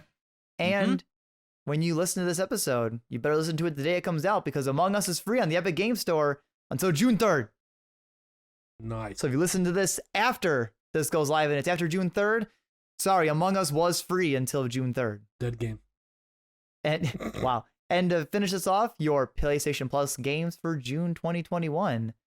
Operation Tango, Virtua Fighter 5 Ultimate Showdown, and Star Wars Squadron. Interesting. Not bad. List of games. Not bad. And I believe Operation Tango is your PS5 game. That game looks game. pretty cool. And also, that game looks really cool. And Virtua Fighter 5 was just announced. Oh. Now, if you're not on the PlayStation ecosystem and you're on Xbox, your Xbox Games with Gold is The King's Bird, available from June 1st to the 30th. Shadows Awakening from the 16th of June to July 15th. Neo Geo Battle Coliseum is available June 1st to the 15th. And Injustice Gods Among Us, available from June 16th to June 30th. You know how when you guys go to like Ross or Marshall's or something, and then they have like games for sale there? That's what these are. Sale games? Exactly. Yeah, what? Exactly, Ignacio. They didn't know Ross. They put like the oldest games possible that no one's thinking about for sale in like some random section in Marshall's, and that's what Xbox games will go. It's so bad. Yeah. Compared to PlayStation Plus. Well, you got Injustice Gods Among Us. I mean, that's old, but it's still like it's known. I hear, guys. We're very invested in this industry. I haven't heard of these other three games, and they continue to do that. They continue to put games of gold that I've never heard of, and I like. It's so weird how they do it. The games of gold selection is pretty bad. Clearly, they're putting all their eggs on Game Pass. It's so bad. Yeah. Well, with that, new and notable is old and noted. Ignacio, finish us off. Let's get into that lightning round. I'll finish you off. So Knockout City, we talked about it. It has hit 2 million players. Wow. If Kyle didn't play that one time, it wouldn't have been. Yeah. Right. Someone else would have got MVP. Under 2 million. Under 2 million, yeah. A lot of people took advantage of that free 10 days of it. We'll see how many people will stick with it, but I think that it worked out in the end for the game. Yeah. I think that the 10 days probably did benefit them a lot for the future. Unreal Engine 5 is out now on early access alongside a new tech demo, which looks pretty good. Cool. A bit what do we call it? Envious that the demo isn't actually on any console. It is a tech demo for people working on Unreal Engine 5 because the game looks pretty cool.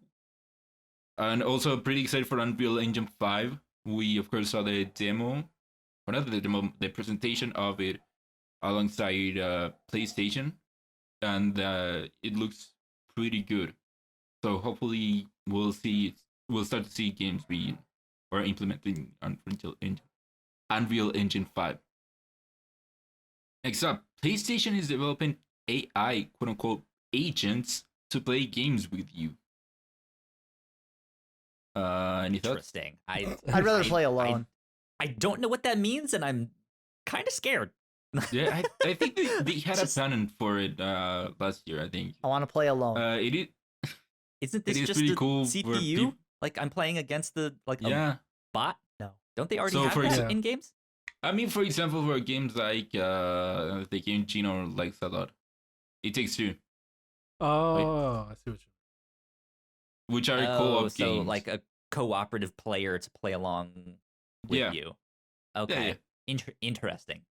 But it's so weird because very rarely do games not give you already an AI companion if you don't have somebody to play with. Sure. Oh. I believe it is play with you and against you. Next up, Borderlands 3 is getting crossplay, but no on PlayStation. Which does meanies. A bunch of meanies. I wasn't gonna play it crossplay with anybody anyway. Were you gonna play it? No, I wasn't gonna play it anyways. Yeah. Mm-hmm. So after what we saw with the Epic v Apple whole thing, it is pretty clear that PlayStation isn't very into crossplay. So it could very well be that they tried to get the same deal as Epic got with PlayStation, where they would get paid for stuff. PlayStation would get plays for stuff, and they just didn't want to play along. I don't know, but it is disappointing, pretty much. And the last one that we have here, BlizzCon 2021 has been canceled. Press F in the chat. But there is a in the chat. There's a online. It's still digital. Oh yeah. I don't know why they announced like the cancellation of the actual thing, but it's still digital. Like they're not canceling the event. They're just the physical event for people to go to. There. I don't know why they have to announce that they're canceling. It's still a digital presentation. So I gotcha. There you go. That is all the news for this week. This has been a long one. So let's get out of here real fast. Gina, what are you looking forward to this week? I am looking forward to one more week closer to E3. Maybe we'll get some new announcements this week. Who knows? I'm looking forward to all of it. We're getting some bangers of announcements already. I'm freaking excited. We're seeing a bunch Tis of the stuff. season. So it's exciting. Like, how much more can they show us? How much more can we see? You'd be surprised. Hopefully a lot more. Exactly. So I'm just excited for all that to start rolling out. And Ignacio, how about you, my friend? Oh, just like Gina, I'm excited for E3 again. The smell of E3 is in the air. Poser. Only 2 weeks more to go. But you know what I'm really excited for? Summer Games Fest is what I'm really. Why? Because it is a glorified Google Calendar. Because it's so just open up the Google Calendar app on your phone. How would I know? How would I know? All the presentations that are coming out, you just put How would I know if they weren't part of the Summer Games Fest? I wouldn't know. Okay. Wow. Yeah, I guess that's what Summer Games Fest is for.